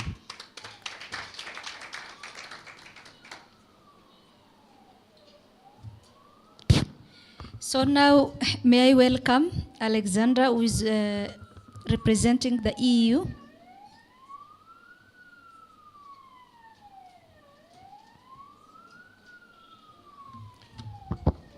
Thank you. And ladies and gentlemen, first ladies, members of parliament, of the clergy, all distinguished guests, all protocols observed, good afternoon. My name is Alexandre Baron. I am the head of governance at the EU delegation in Kenya. In this capacity, I'm also the chair of the Development Partners Group on Gender, and therefore representing also our group of development partners here today. First of all, apologies on behalf of my ambassador, Henriette Geiger, who is very busy today, and sorry that she couldn't come. As many of you know her and have already engaged with her, you know that she's deeply personally committed in the SGBV agenda, in particular when it comes to FGM. So it's a chance also for us here at the EU to have her working with us in Kenya. First of all, on behalf of the development partners, I would like to thank you, Sadia, for the invitation and congratulate BSI, Plan, and World Vision for putting up this event today. I'm really humbled to be here, in fact, because we have listened so far to very powerful and eloquent voices. So it's quite a challenge to come in and say something meaningful after all of you. But I was asked by Sadia to give a few remarks on the EU global commitment with regards to FGM, harmful practices, and all forms of SGBV. Before I do that, and I'll try to be very brief, I just want to acknowledge all the frontline activists and the people who are dedicated and personally invested in this crucial topic. A special congratulations as well to Umi Harun, who mentioned earlier her participation to Miss President, which was funded by the EU, and how this allowed her to step into politics and to become a member of parliament as she is today. So we're very, very happy as EU to see that this support that we did to Miss President has beared some fruits. So the work that you're all doing, activists or politicians, really inspire and forces respect. It reminds me as EU official why we are putting so much resources in this matter. So I won't be exhaustive, I'll try to be brief, but just to highlight a few elements on what the EU does on FGM. For the EU, this is going to be the focus, at least the topic of choice for the next 16 days of activism this year. We'll have more engagement to come next week together with the EU ambassadors, so more will come around this. But I would just like to mention that as one of the worst forms of violence against women, FGM is not just a Kenya problem. More than 200 million girls and women have suffered from FGM across the world. And according to estimates, in Europe specifically, at least 600,000 women are living with the consequences of FGM and are at risk. Around 180,000 girls and women are still at risk of undergoing this harmful practice. So this remains very high on the EU agenda, the eradication of FGM. I will not bore you with the list of EU policy documents and commitments that mention that, but just to say that the list is long. Most of all, the so-called Gender Action Plan, which commits the EU to very strong political and financial targets in terms of addressing SGBV and FGM. And it doesn't only commit the EU, but also our member states, Austria being represented today. In order to implement this goal, the EU has made many efforts, especially financially, including through financial contribution, in particular to a major joint program with UNICEF and UNFPA to eliminate FGM and child marriage, currently funded under the Spotlight Africa Regional Initiative. This program targets 17 countries, including Kenya, and so far we have mobilized 18.5 million euros for this program alone. I would have liked to give you some concrete examples of what have happened in other countries as well. We won't have time for that. There will be more engagement with the EU in the upcoming days. We will have the opportunity to communicate around of this. But I just would like to mention in particular that we also see alarming trends of FGM that are emerging now, such as medicalization and cross-border practices, to which Kenya is also exposed, and which the EU also strongly condemns, and on which the EU intends to work as well in relation to the various programs that we have. Experience has shown that the key to success in eradicating FGM is working through diversity, partnership, and collective actions, including with CSOs, with the communities, with the parents, with the religious leaders, and with the media. This is why the EU is also funding projects with civil society. We have many projects at the local level in a number of countries. What about Kenya? Well, in Kenya, we have just completed, we are in the process of completing a call for proposal for civil society, which included a lot dedicated to SGBV and FGM. We're in the process of now contracting this new action of 1.3 million euros, specifically targeting FGM. This action will also have support for community-based action and activists. We will have the opportunity to communicate more as well as we launch this program that will start in January next year. One last issue I wanted to mention is the fact that GBV and harmful practices are both a symptom and a result of deeply rooted restrictive gender norms. We have heard a few examples of that this morning. So the work that we do is not only in supporting action directly on combating FGM, but also supporting gender transformative, rights-based, and intersectional approach in all of our policies, sectors, and interventions. What does that mean? That means examining, questioning, and changing gender norms and imbalances of power which disadvantage women and girls and lead to harmful practices such as MGM.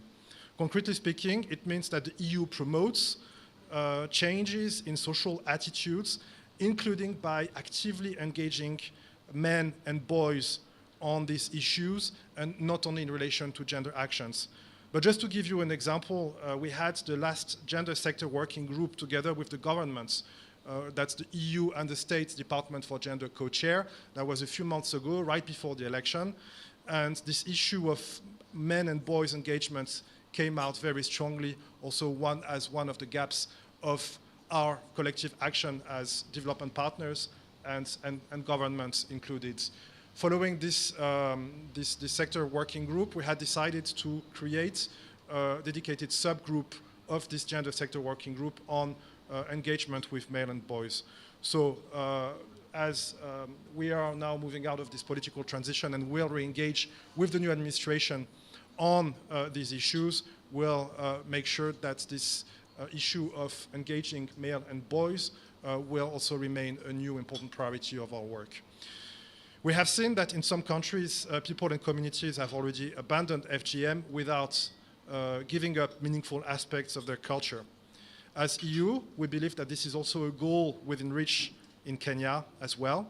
And this is thanks to many of you in this room today. And this is why the EU will continue putting as many resources we have available to make sure that this becomes a reality. Thanks again for the invitation and congratulations. Thank you.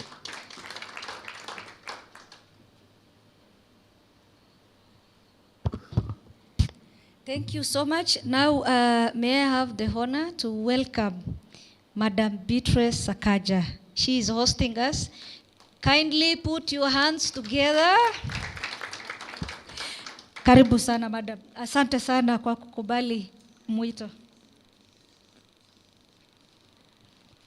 Thank you, Sadia.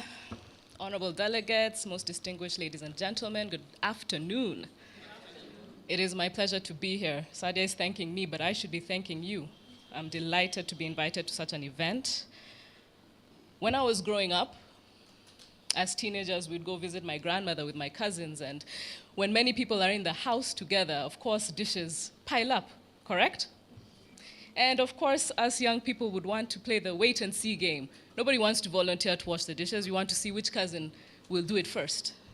There's a psychological name for this. It's called the bystander effect. For some reason, when we're all together, many of us, viewing injustice or even a crime, the more we are, the more likely nobody will do anything. Because what? We all think someone else will do it. But I'm proud and happy to know that people like Sadia exist. Instead of saying someone else will do it, they will say, I will do it. I will do something. So yeah, please give her a hand. And that goes for all of you who take actions, all you young people. And funny enough, the way to overcome the bystander effect, there are many, but one of them is just for that one person to be brave enough to act. And suddenly everybody's joining in. One cousin starts to wash the dishes, somebody will feel a bit ashamed and they'll start drying it. Someone else will be like, oh, let me make the tea. That's what happens. It's a snowballing effect. It might take a long time, but the ripples travel. And so I'm here because Sadia decided to be that one person, to stand up. And at least now I can say on behalf of the county, we will join hands with you. Yeah?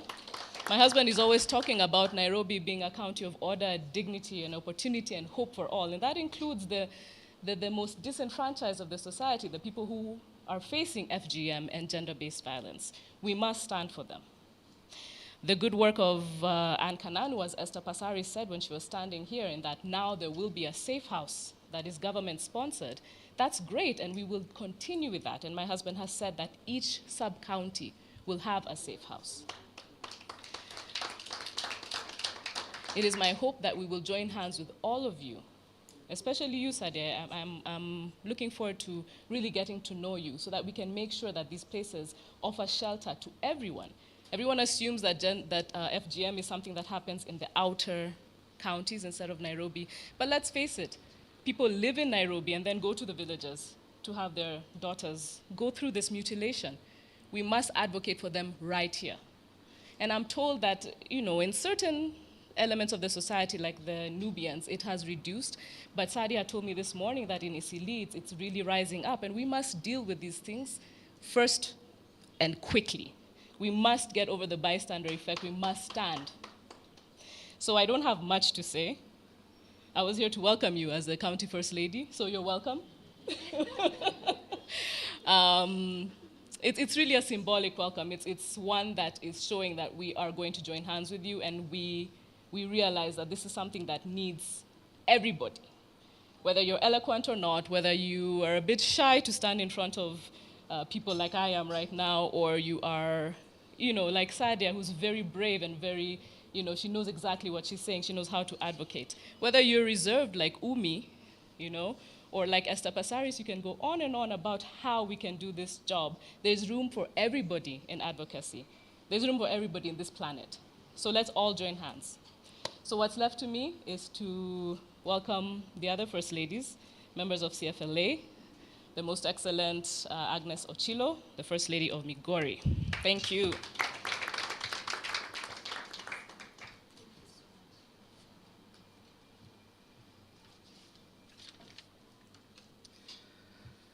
My fellow First Ladies, other distinguished guests, all protocols observed. Good afternoon. That light is too bright. I can't see the ambassador, but I'll assume he's there. I came here at the invitation of my chair lady. I've come with many. Which one is clearer? Okay. I've come here because of many factors. Number one, I came here at the invitation of my chair of CFLA, that is our First Lady from Marsabit. My name is Agnes Ochilo. I'm the spouse to the governor of Migori County, and I'm also the deputy chair of County First Ladies Association that is headed by my chairman. I'm so glad that this topic is coming a day before we start the 16 days, because violence has many definitions. Violence has many faces. And thank you, Sadia, for bringing quite a multifaceted approach, so that we are going to look at it from the religious side, from EU side, from World Vision side, so that we can get a solution. The other day I read a very sad story about Rwanda, that in Rwanda, women don't mind being beaten. And I said, according to me, Rwanda was supposed to be leading towards the tail end of gender equity, and I thought we were a little behind, but I've realized that is a situation that we still have to deal with. I know we've tried in Kenya, we went to Beijing, we came back, we had the new constitution, and I'm glad that I was one of the commissioners who really fought to have Article 59 divided into 3 commissions, because the argument was that we only retain one commission that was to be human rights, and we thought if we excluded the gender commission, then the gender issue was going to disappear. But it seems that we are still a long way, but with such forums, it gives me hope, because any issue that touches on women and girls, and by extension youth, really touches me, because back in the village, these are the people we meet on a daily basis, these are the people we speak with, and when they are not economically viable, then we get affected. Unfortunately, gender violence is one of the easiest ways that men have to exert their power. That's when they feel that they are strong, and of course, because we are weaker, the definition that relates to fights, of course, we can never fight men. So they use it as an avenue, and I'm glad this room is half filled with men. So men, we are looking up to you to assist us manage this scourge. I'm calling it scourge because it is something that is affecting our youth. I come from Migori County. When people hear about Migori County, they assume that maybe the problems we'll be having are those related to the Luo community. But I'm here to inform you that Migori, we are leading in terms of child marriages. FGM, if we are to go by proportion, we are leading because of our Kuria community. A third of the population in Migori is occupied by Kuria community. And they practice FGM, I think Sadia even mentioned. I know a lot has been said even by the MPs who are asking us as First Ladies to spearhead and to use the funds in our offices to do some of this work, but I'm glad my chair is here. She'll tell us where this money is coming from, because as far as I know, our offices are not constitutional, and therefore we don't have any allocation, and we rely mostly on our donor partners to assist our offices, because gender violence has many faces. It's at the social face, the cultural, the economic, the political, and you name it. I'm glad part of the teams that are here have been to my county to assist us fight violence, more specifically against children. World Vision is here. World Vision was in my county last week, and they are starting an elaborate program that is going to address child violence and to ensure that the children have structures and they grow in environments that are supportive.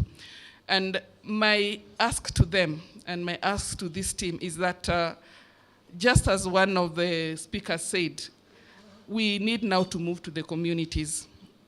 We need to speak to these people one-on-one. At times we say that, somebody said that it is the women who are also aggravating the issues of FGM.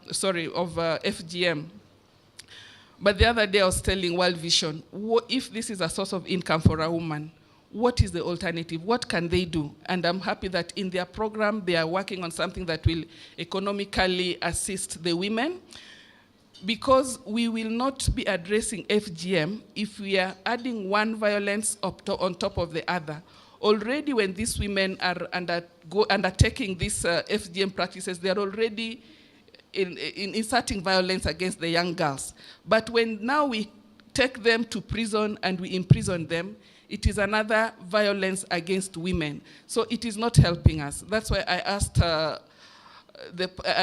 World Vision and by extension the other partners that can we find ways of addressing the economic side of the women so that women are empowered economically and they don't have to rely on special favors, let me call them special favors, or certain activities that are detrimental to their fellow women, so that they can be able to wake up in the morning and do something that is will enable her to put food on the table. I was a little harsh with the World Vision when they were in Migori, because I have 3 powerful partners who are addressing FGM in my county, but each is starting their own program. My ask to you is that can we be able to put these programs together so that when somebody has already done up to level 3, then the other one takes over. Because we had a situation where, and I wouldn't like to mention my name, another very powerful end partner had already gone up to the step where they had gotten the men, the elders, because Koreans believe a lot in the elders. They had gotten the elders to go to the mountains and carry out certain rituals that were supposed to end FGM, and their next stage was now to visit the villages and sensitize the individuals on how they are going to stop FGM. But now there comes another team that now wants to start from the baseline studies. I was looking if these programs could be put together, and then we are able to do something that will at least enable us to realize the outcome. Because as we stand here, and as I stand here as partially as a politician, because by virtue of being married to the governor, I'm a politician, what people want to do are results. They want to see outcomes. They want to be told that this woman is going to stop FGM that pays her 1,000 per cut. Imagine just one cut, they earn 1,000 shillings. And if they have like 20 girls, they are going to have 20,000. So what is the alternative? Because Migori situation, we're even across the border. If you stop it in Kenya, they'll cross over to Uganda. I'm sorry, to Tanzania. If you stop it in Tanzania, Tanzanians come to Kenya. And I was just telling, my sister has left, but she is the new center. Nairobi is the new center of FGM. Because what parents now are doing, the middle class parents, because they don't want to be seen to be doing it in the village, they are hiring safe houses in Nairobi and having their girls circumcised within those houses. They stay there for maybe a month or so, then they're taken back to their rural areas. So that is an emerging issue that we need to address, that the notion that people move from Nairobi to the villages for circumcision is now being reversed. Girls are being taken from the rural areas and being brought to Nairobi for circumcision. So as I stand here and as a representative of the women, I want to let Sadia know that Sadia, as women, as first ladies, we are committed. We are committed to end and to fight violence against women, because when women suffer, the entire community suffers. Thank you very much. She didn't mention, but it is now my honor to invite a lady who is like my mentor. She's been a spouse of a governor. This is her second term, and I'm following on her footsteps. I'm learning a lot. She is committed to each and every aspect of the community. Anything that hurts the community in any way, despite the fact that we run offices that are not funded, this lady is able to walk to each and every office, each and every door to knock, just to be able to have a better community. And she is a professional in her own right, just like most of the first ladies, because most of the time people assume first ladies are just flower girls. We are not flower girls. As a matter of fact, we are professionals, and as we stand here, we've put aside what we could be doing to be able to support the community. So it is my honor to invite Madam First Lady, Marsabit County. Karibu sana, ma'am.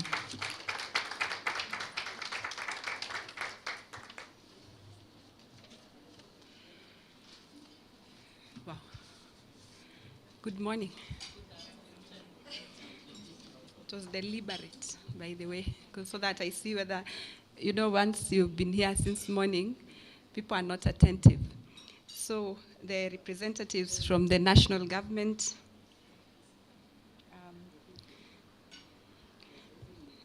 the Nairobi women representative who just left, Your Excellency, the Australian ambassador, Your Excellency, the EU ambassador, representatives of many organizations, Brighter Society Director, Plan International, Acting Director of World Vision, representatives from local and non-governmental organizations, representatives from the clergy, both interfaith, both Muslim and Christians, everybody who is in the house today, distinguished first ladies from Nairobi, Migori, good afternoon. It's an honor to be here today. foremost, it is with distinguished pleasure, and I address you all this afternoon. I have spoken various fora, but the honor of speaking to this inflation audience and on an issue so close to my heart is humbling. To say the least, I'm so prepared. I have wrestled with the onerous task of making my remarks with conscience, exhaustively speaking to the issue at hand. For the last 4 years, the County First Ladies Association, a platform of mobilization of women voices through the agency and networks of spouses of governors across the country, has campaigned alongside other partners on the 16 days of activism against gender-based violence. Reflecting on the 3 decades history of this campaign, I marvel at the motivation of the women that have started this race. But I also feel desperate about the need to do more to meet those goals. While this seems to be a general improvement, the important task of meeting gender equality remains far from realization. Ladies and gentlemen, across the world, the reality of women and girls are grim. The UN estimates that more than 1 in 3 women experience gender-based violence during their lifetime. And within last year, more than 1 in 10 are subjected to sexual and or physical violence by an intimate partner. And in the same period, 1 in 5 women aged between 20 and 24 are married before turning 18. Further, the organization also reckons that to end child marriage by 2030, progress must be made 17 times faster than it has over the decade. And at the current rate of progress, it will take almost 3 centuries to promote, enforce, and monitor gender-based violence, gender equity in our life. To put that into perspective, and before I go further, I hope, Sadia, I can be able to show the 1-minute YouTube. What you are saying, it will take 286 years to be able to reach parity in terms of what is going on. This issue affects all nations, not bound by race, culture, or economic realities of any society on earth. Both in democracies and autocracies, women's rights are continuously under the threat. Their choices over their lives are determined by others, and their voice, instead of being amplified, are stifled. In some established democracies, women now move across miles to access reproductive health services. In autocracies, the threats are worse. Under pretext of purity and state control, women have died in the hands of agencies meant to protect them. The world is becoming far worse for women. Ladies and gentlemen, despite those bleak statistics, all is not lost. Across the globe, we have witnessed progress in various nature. We are alive to the increasing number of international, regional, national, and local bodies, law enforcing, financing mechanisms, and associations committed to champion for change, embrace gender equality, and sustainably safeguard the rights and lives of women.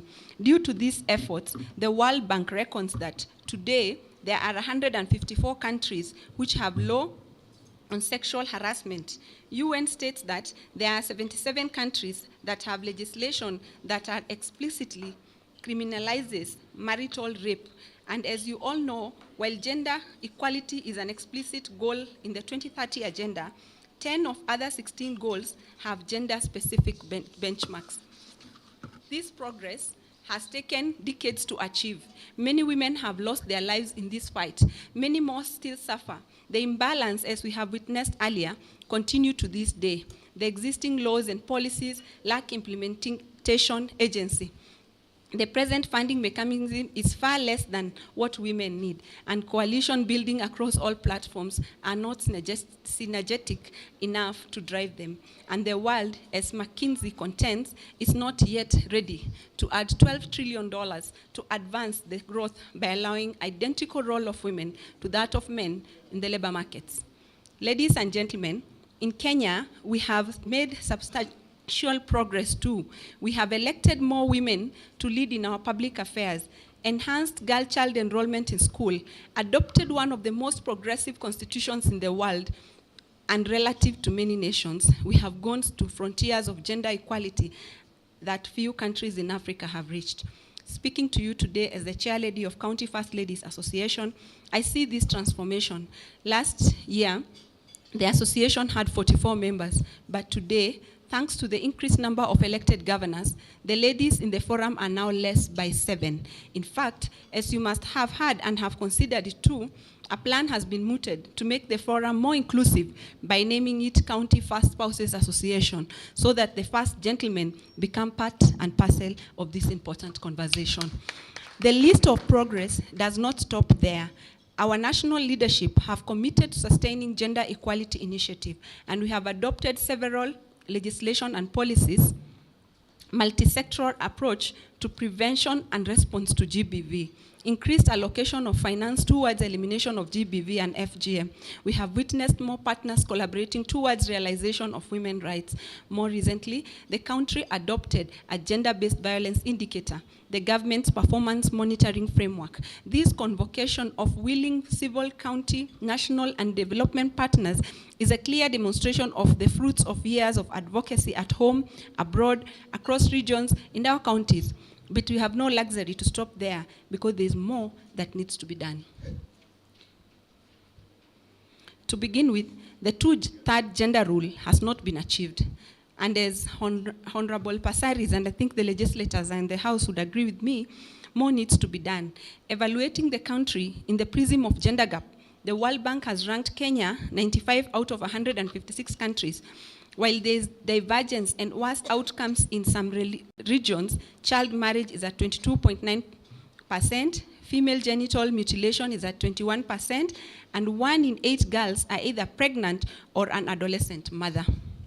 Girls still miss school because of sanitary pads, and by UN accounts, only 41.8 of the indicators needed to monitor the SDGs from a gender perspective were available in Kenya due to gaps in areas such as unpaid care and domestic work, key labor market indicators such as the gender pay gap, and information and communication technology skills.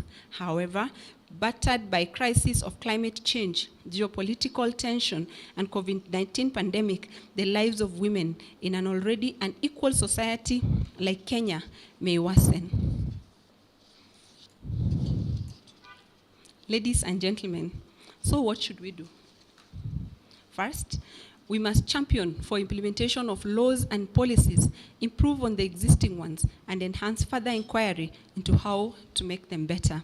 Secondly, we must double our efforts in ensuring political leadership by women. Thirdly, we must close the gap in data availability and thus ramp up our effort in research on gender equality and gender-based violence too. Fourthly, we must commit to and strengthen collaboration with the non-state actors and women-led organizations and other entities championing gender equality. Number 5, we must institutionalize gender-related forums and working groups. Finally, we must scale up our financing to research programs, resources, services, and advocacy in gender equality. As women-led organization, women-based institution, and women-centered agencies, we must advance our collaboration, leverage in emerging technologies and political opportunities, as well as the willingness and contribution of development partners present here today. To drive momentum and press for equal freedom of and rights for women across our society, we must engineer our programming on evidence and work towards broadening investments in data generation so that issues that matter are made visible to policymaking and ourselves. It's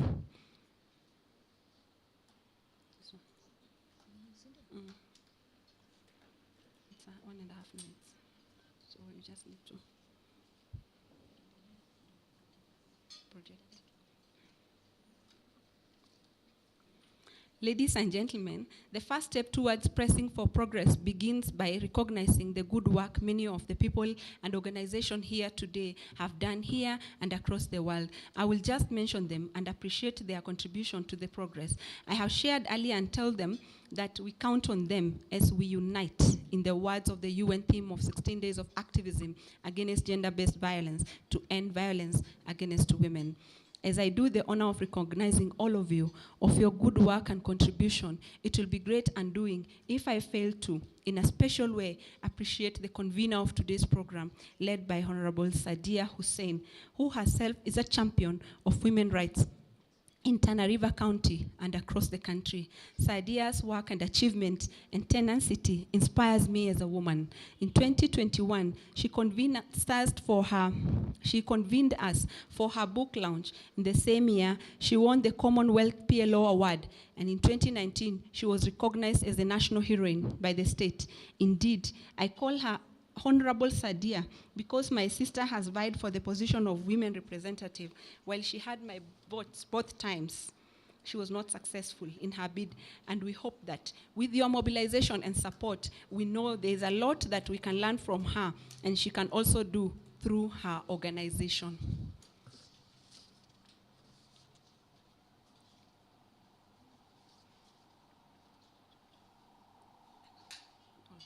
The last paragraph.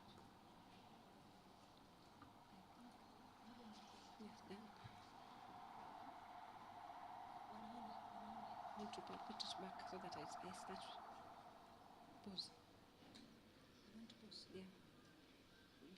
Start it and then I pause. Transition. Then pause. It's paused. Yeah? Let me now say. This is the video the clip I wanted you to look at. It's 1.5 minutes long. With regard to the pace in which we are supposed to achieve gender equity.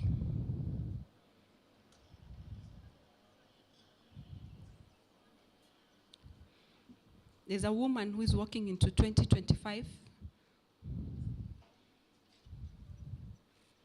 She's still seeking for opportunities. It's 2050, 2059.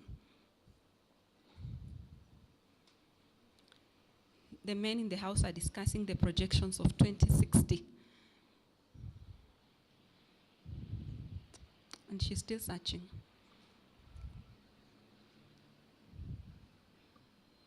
She's still not safe.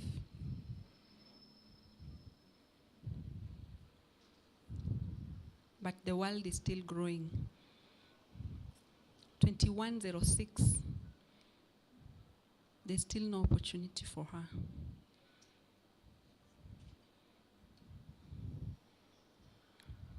People are now going to space. And still, there's no opportunity for her.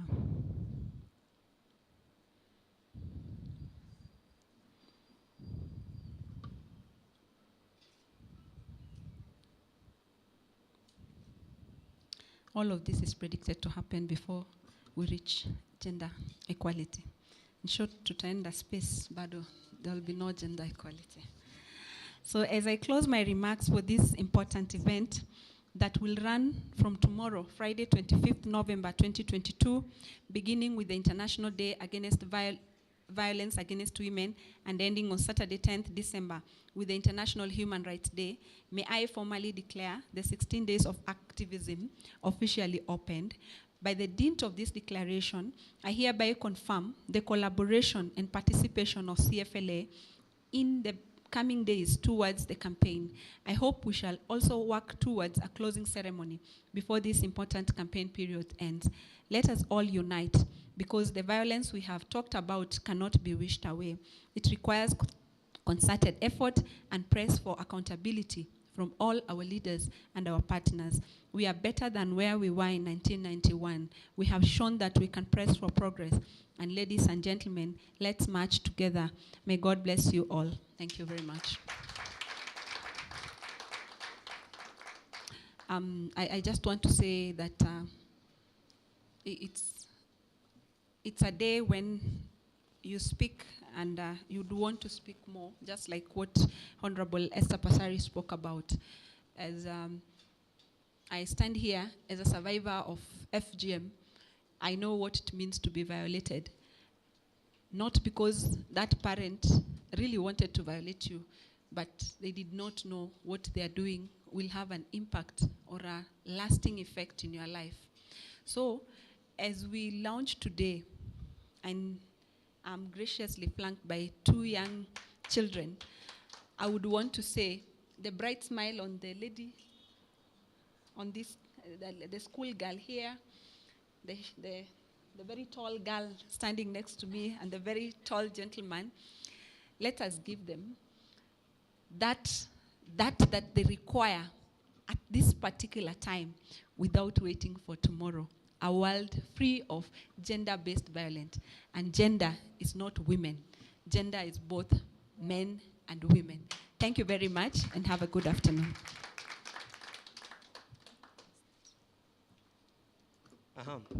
Good afternoon, everybody.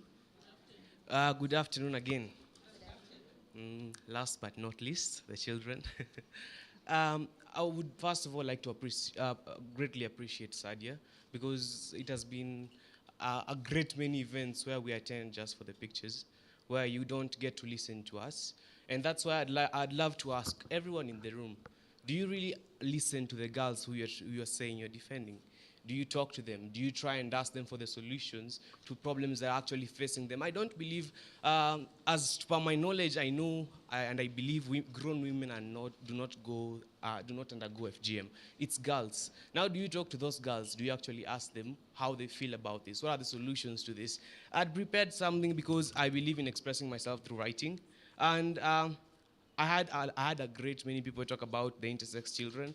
And Honorable Abdinu actually talked about it being in the New Children's Act. I'd love to quote where it's actually mentioned children in the intersex community. Intersex children, all that's mentioned is an intersex child shall have the right to be treated with dignity and to be accorded appropriate medical treatment, special care, education, training, and consideration as a special needs category in social protection. That's all. And then we move on to other issues. I think we should reconsider that. Finally, my name is Brian King. I am 17 years old. I am a child rights advocate, as well as a trained journalist at Mtoto News International. As a journalist, it's often that I have to fight back tears when reporting a story on child marriage, FGM, teenage pregnancies, and any other form of child abuse. And it's not even because of how painful these issues are. No. It's because of how often we have to hear and we have to tell these stories. It's because of how often we have to hear of a child being defiled, of how often we have to see on the news that the queer community are still going through the K culture of FGM. I know that a lot has been done by you all, the government and even the society, to try and curb and prevent and even treat this disease in our society. This disease that makes fathers prey on their little daughters. This disease that makes mothers put culture and tradition before their children, their daughters. We have been trying our best, but unfortunately, it's not enough. Well, it was enough to get you all here. It was enough to guarantee us a meal for today. It was enough to actually get me in this podium today. But it's not enough. It's not enough to put all the blades down. It's not enough to prevent my sister or little brother from ever begging for someone to come and help because they're in a situation where they actually require that help. And I can see that it's not enough, and that's why I'm here to join you all in launching the 16 days of activism. It's a hard word. Activism to end violence against women and girls. I'd love to add children there as well, because children do also undergo violence. On a personal note now, how do I actually relate to Sadia? I first met Sadia on my first ever interview. The first ever time I was in Canberra, I mentioned that I'm a trained journalist. That was the first ever time I met her, and she was a scary woman. she was a very scary woman. But now I realize that we all have to be that scary. Because what we are facing is a very terrifying thing. We're facing culture, we're facing traditions, we're facing society. But if you ask who is society, society is us. The worst thing you can ever face is yourself, because you have to face your truth. And that's why I believe you're facing the worst kind of thing, and we need to come together to actually try and curb this. The fact that society has been unable, or rather refuses to protect its children, thus refusing to protect its future, is daunting. That's why I stand here and I tell you that we have no reason to smile, no reason to laugh, no reason to celebrate at all. But we do have to acknowledge the many small victories, the many sighs of relief of the little girls who were saved from the beast they call fathers, and from the glimmers of the blade. We also acknowledge the importance of these 16 days of activism that we are launching today. Now I can sit and I can tell you all what you've been hearing. The thing is, we just have to act. The bystander effect is very real. We just have to act. What have you done? What are you doing? That's the question you should be asking at the end of the day. And now I'd like to conclude because of time. As I conclude, I ask all of you that during these 16 days, you listen, you learn, and you teach your fellows how to help. So that me And the other million me's out there, the boy child, can actually learn how we can help end this message, end this menace. Sorry. I do not want to sit at home and watch stories of how my sisters are being mutilated, of how children are being defiled. In fact, cases of defilement are so many in our courts and our police stations that they're actually discouraging law students from continuing their practice. That is sad. And I love that someone mentioned that FGM is here in Nairobi. In fact, my mentor, Mr. Collins Ron, covered a story that actually brings to sight that FGM is here, right under our noses, in the slums.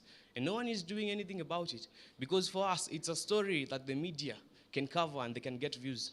For you, it's a story that you can sit at home, watch, and get a tear, and get comforted that you feel sad about it. It's not fair. It's not fair. And I want to end by reminding you all that a girl doesn't have to be a sister. She doesn't have to be a mother or a daughter. For just being a child should be enough of a reason to guarantee that the society will protect them. The society will protect us. The society will protect the child. Thank you very much. My name is Brian K.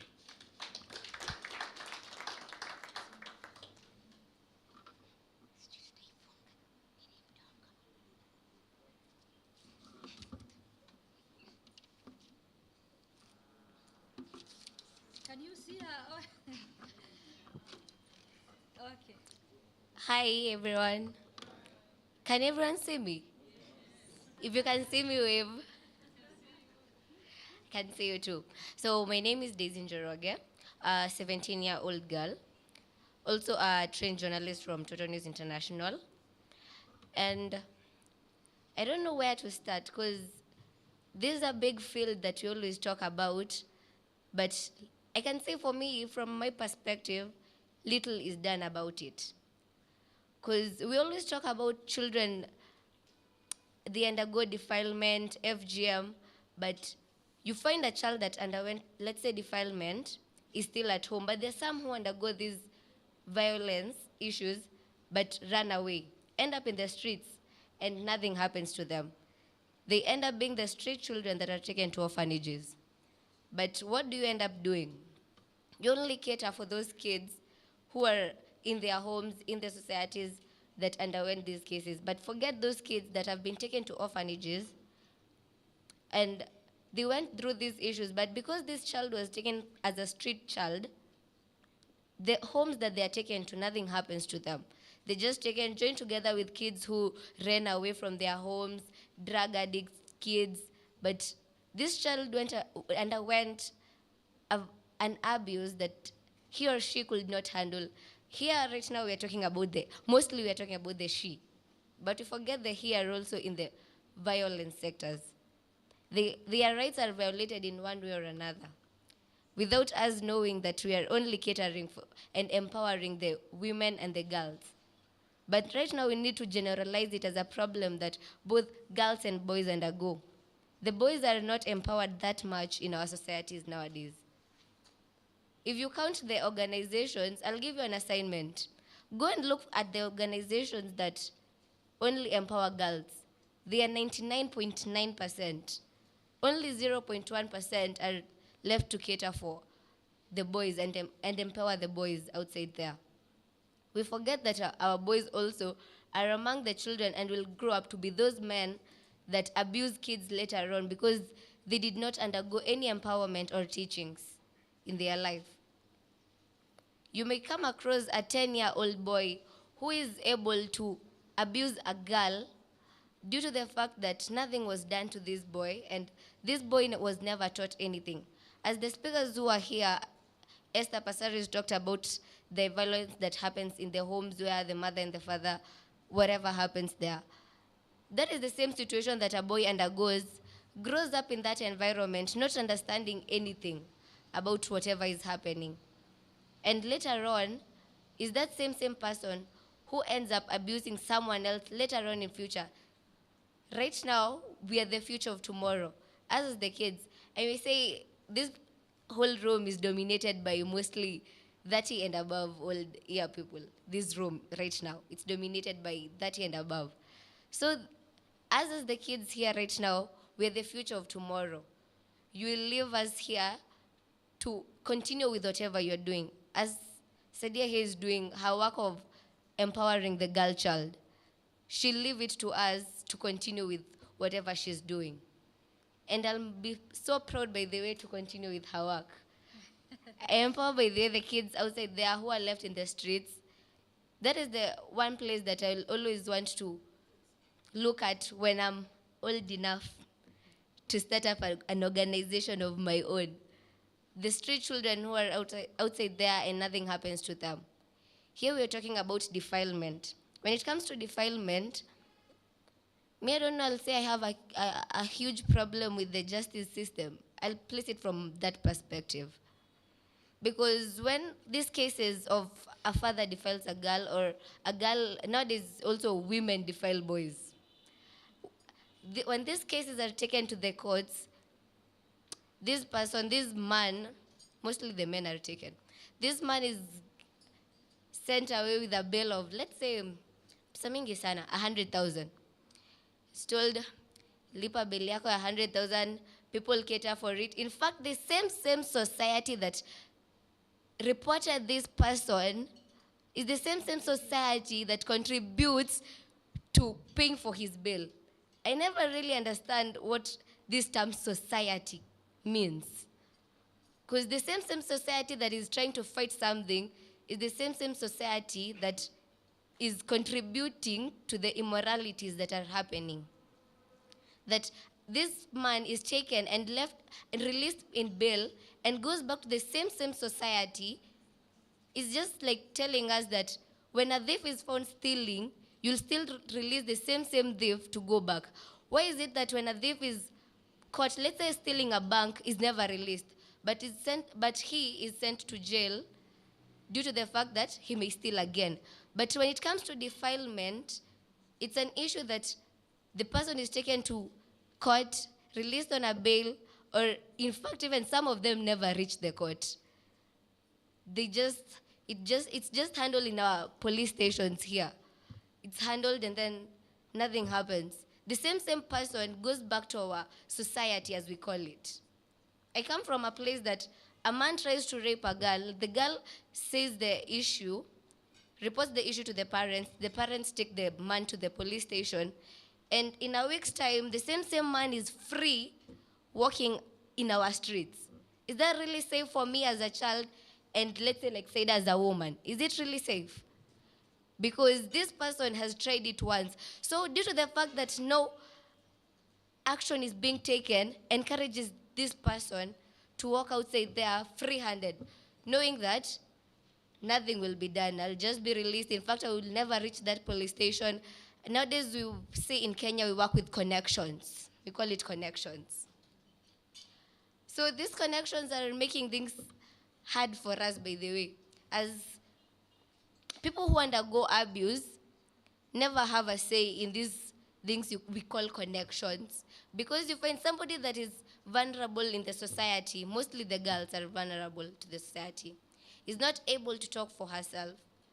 And so, because the person who violated her rights as a girl has connections, nothing can be done to this person. I send this as a message to everyone who is here, the organizations that are here, to try and make rules that will be implemented. And I may also encourage you to, each and every time you are making any rule or any law that concerns children, include them. Because you can't tell me that you'll make a law for a child and you're not including a child. It's like making something in a house where there's a mother, father, and kids. You want to go for a vacation, and the mother and the father are not vacation people, but you want to take kids to vacation. You don't know what the kids love. So you can't tell me that you'll take these kids somewhere and you don't even know their interests. So when you're doing something, even the policies, by the way, I've had here, the policies are here, the Children's Act is here. But how many kids have the copy? Me personally, as a child, I don't have it. So I don't even understand what it constitutes inside there. I don't know if it's drawn pictures or it's just written words. I don't know, because it has not reached me as a child. For me, in Nairobi, maybe I may access it easily. But in those rural places where there's no digital access, let's say to the YouTube, Google, and stuff, where they cannot access it, how will they come to know what is inside of this book? They will not even know that I have a right to freedom, right to go to church. They won't understand the rights that they have in this book. Yes, it's here, we have it. We are holding it, all of us. But technically, the people who have it in this room are the adults. The kids don't even have it, and it's about children. Is that really fair? From my perspective, is it really fair? Children don't really have what is about them. It's like an adult having a storybook that belongs to a grade 1 student. It's not really working up.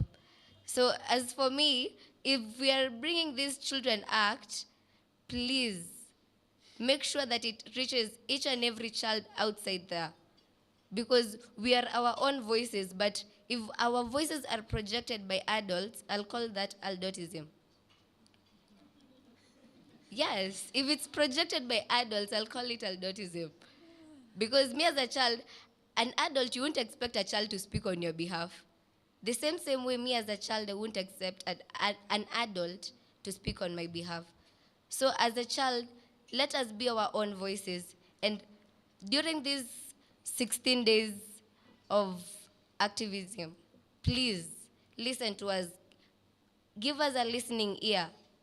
You've been talking all throughout, but these 16 days, as Brian has said, listen, learn, and act. Those are the 3 things we can say for these 16 days. Listen and act. Thank you very much. So I wanted to ask the First Lady, the Chair, the EU, Ambassador Christian, National Director Plan, National Director World Vision to come in front kindly. I want us to give these books. This is a new dawn for children, which I did. So you've heard the children, right? So kindly. You can.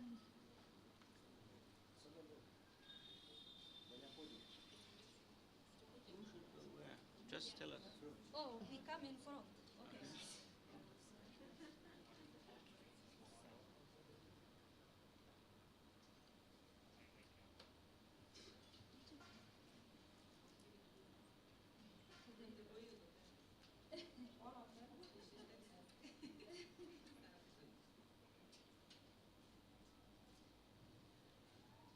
So this is about FGM, sodomy. It's for both boys and girls. It talks about education, child labor, even disabled child. So I have a nice read. Thank you very much. So, Brian.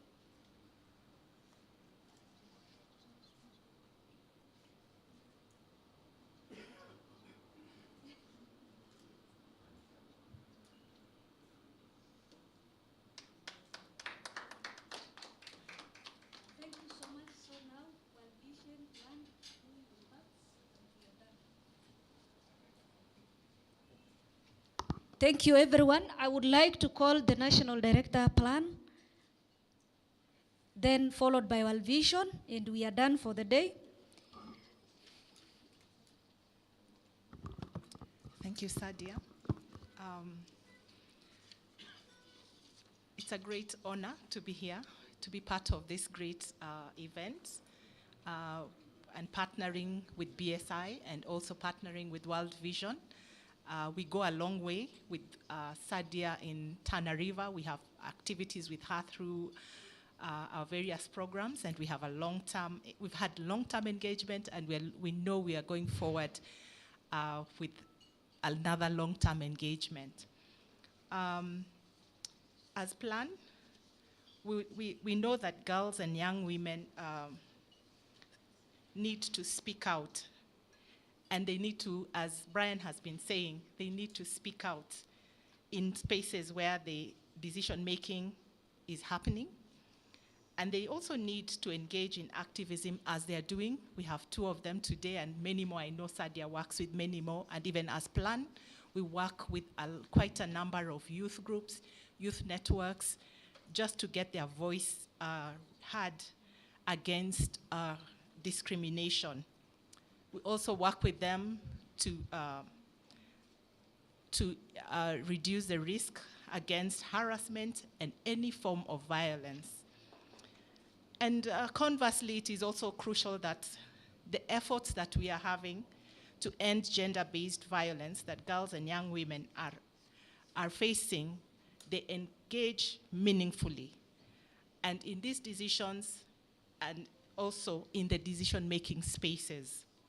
And we're talking about decision-making spaces at all levels. Every child and every young person has a right to live a life free from all forms of gender-based violence and deserves to grow up in a safe and peaceful environment, an environment that is nurturing and enabling so that they can fully engage and exercise their rights. It is also vital that communities in which children and adolescents and youth grow up are safe environments that do not pose a threat to their safety and development. No child, no adolescent, no youth should face violence, harassment, or abuse in the streets, in public spaces, on transportation, or on their journey to and from school.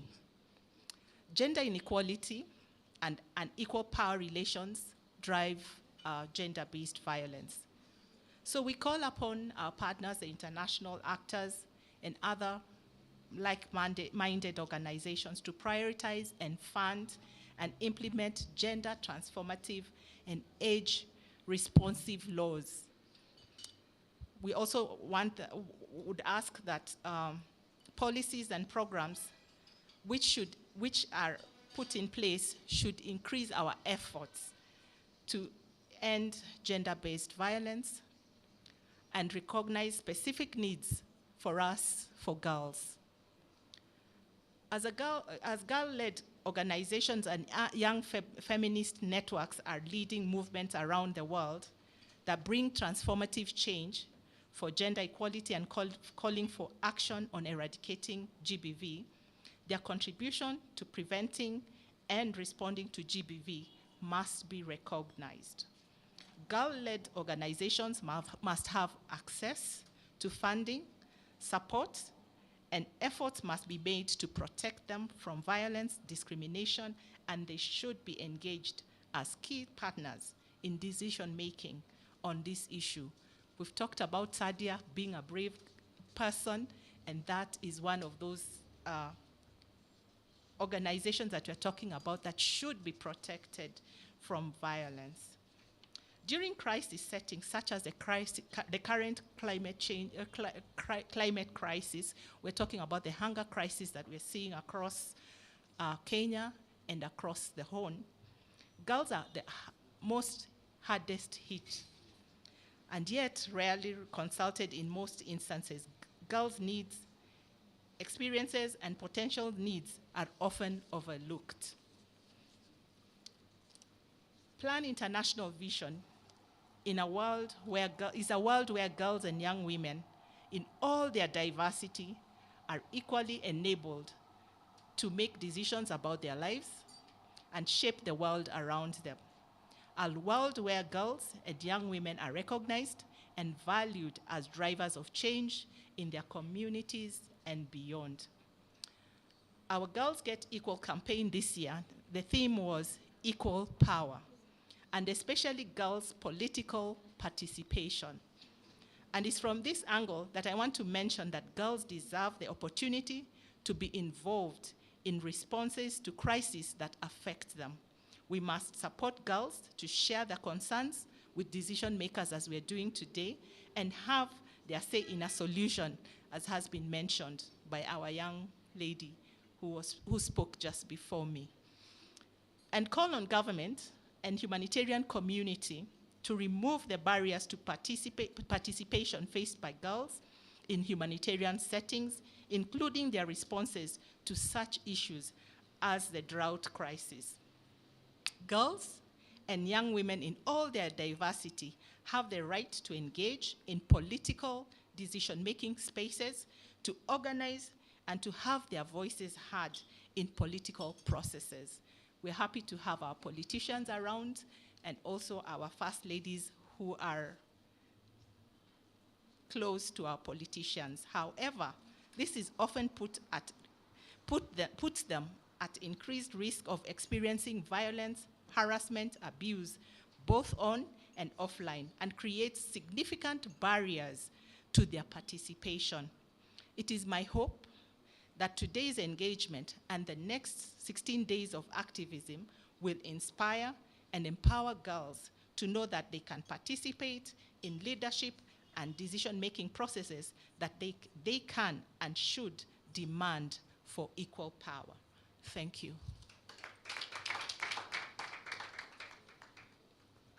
As I welcome World Vision, allow me to say just 3 words. First and foremost, thank you so much all for coming here. And I would like World Vision to close for us. But I wanted to say my 3 words. Number 1, I think the children said, learn about us. I want you all here. We have been challenged by children to learn about female genital mutilation. FGM is irreversible. Once it happens to you, you cannot reverse the situation. And as a survivor, I'm committed to make sure no other girl joins the FGM data. Number 2, they told us to listen to them. I want to assure you that BSI, in collaboration with other stakeholders, including Plan and World Vision, will be engaging in villages where we are going to hold mentorship programs for children, academically and socially, to train children on these issues. And there is when we will hear you and listen to you actively. Then number 3, you challenge us to act. I assure you, here you have had the commitments, including the First Lady of Migori. There was a lot of social media, Jeremiah Kipainoi can attest to that, in WhatsApp groups, where the couriers have started again dancing. You have heard the First Lady. We are committed. We will act. And all actors, I want to urge you, let us pool our resources together. When we do parallel things, we actually spend a lot with less impact. But when we come together, put our heads together, a lot of beautiful things happen for better change, for a brighter society tomorrow. Thank you all.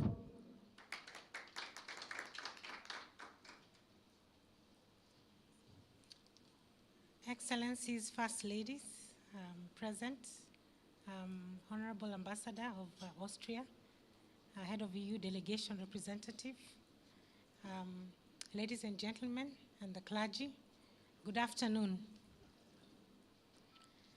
Today it's my great privilege and my great honor to address all of us and to participate in the launch of the 16 days of activism to end violence against children. And I'd like to begin from where Sadia ended. The children, represented by Brian, I think Joanne, have really articulated themselves very clearly. And you have told us that we need to listen to you. You need to be heard. And you've also challenged us to go and also reach not only those children in the houses, but also those that are in institutions.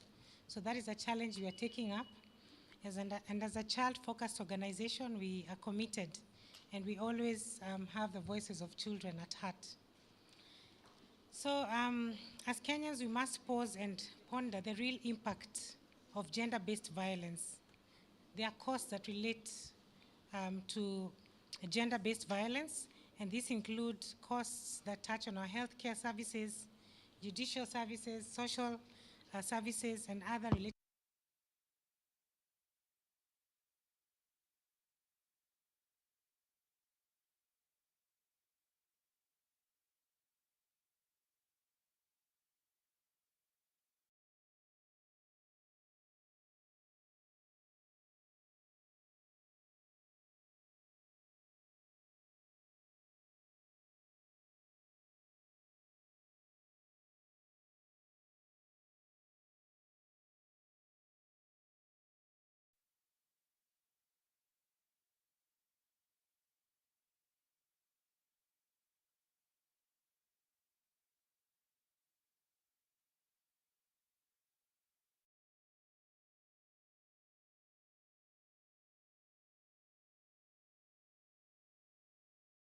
a livelihood. And therefore, if they are not compensated or if they are not supported with alternative livelihoods, then we will not completely address this problem. And so it takes working with partners such as the clergy, who are represented today, and leaders and other faith leaders in the different counties where we are operating in actually this country, all the counties. And we need to be committed to empower communities from mindset change to transform relationships as well as to improve the economic muscle. And this is where alternative livelihoods come in. Ladies and gentlemen, I'd like to just talk a little about a program we are running in Salga. Here we have, Salga is a small town where trucks stop on their way to the other neighboring countries. And we have cases of commercial sex workers. So you have a generation of children who are looking up to their mothers who are engaged in commercial sex work. And they are looking to do this as an income when they grow up. This narrative needs to change, and it will change with us. It will change with all the stakeholders that are represented in this forum today. So as World Vision Kenya, we are committing, together with all the stakeholders, the government, the development partners, the children, and everyone here, to unite to support the government of Kenya to meet the generational or the Generation Equality Forum of 2021 commitment to end violence against women and girls by 2026. And so this can only happen through this campaign, Unite campaign. And World Vision is on board on that. So in conclusion, let's work together in the next 16 days and even beyond to rally our efforts of our resources towards ending violence against women and children as we seek to further this campaign. Thank you very much.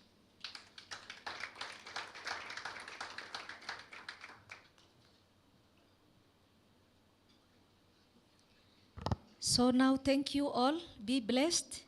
If we have 5 minutes, if you still want to continue taking tea, thank you so much, especially the first ladies. I think everyone now has seen you are not flower girls, right? Yes. They have seen you are professionals, you are committed, and you have been working behind the scenes. Now it's time for you to come to the tables. Thank you so much, World Vision, Plan International Kenya, for believing in this cause and walking the journey with me. Thank you, Ambassador Austrian, from the Austria, Ambassador Christian Fellner, EU, Alexander, thank you so much for coming here, and I'm looking forward to the other meeting, inshallah. And Ustada Fatma, it takes a courageous lady to actually challenge religious people who are actually thinking that FGM is connected to religion, and she's here to challenge, no, it's not there, and to prove her point right. These are the kind of women we really need to support. And I want to urge our ambassadors, we need to recognize this lady. She's really fighting patriarchy even inside the religion. These are female scholars who are never heard. Thank you so much, Ustada Fatma, for honoring my invitation. Thank you so much, our media people. I want the media not to just come to invitations when Saadia says come.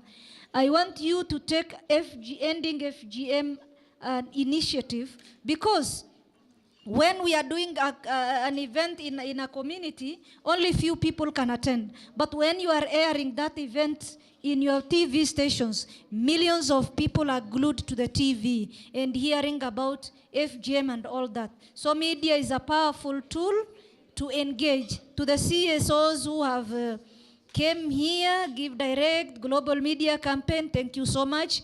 I want to recognize Madam who never spoke, Rosaline, who is leading the gender. Where is Madam Rosaline? She left. That lady is committed. She works in the gender department, the county government of Nairobi. Thank you so much.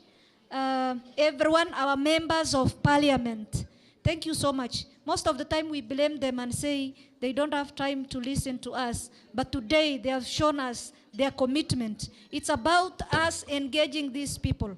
So everyone, thank you so much. The BSI team, actually you are behind the scenes. You are never seen. Thank you so much. You are behind Saadia. You are my strength. Thank you. For the religious leaders from the Christian, thank you so much. I want the religious institutions actually to spearhead the talk, because out of the 22 hotspot counties, I think 10, out of the 22, more than 10 are actually from the Christians' side. So we really need to see bishops, reverends, standing in front of the media and saying FGM is not allowed. Do not mutilate our girls. They are born perfect. They are clean. They are holy as created by God. That's what I'm expecting, inshallah. Let's walk the talk. Let us make sure survivors are also given safe space to share their stories. We should never further stigmatize the survivors. A lot of end-FGM campaigners always talk about survivors are frigid, they're like this. This is the time we really need to speak to them in a polite way so that they should not mutilate their daughters. And I want to urge everyone that let us continue being committed. 16 days will be over, but gender-based violence will be there. We need to make that commitment that every day we will fight and free and change that world for even if it's one person. Thank you so much. Be blessed.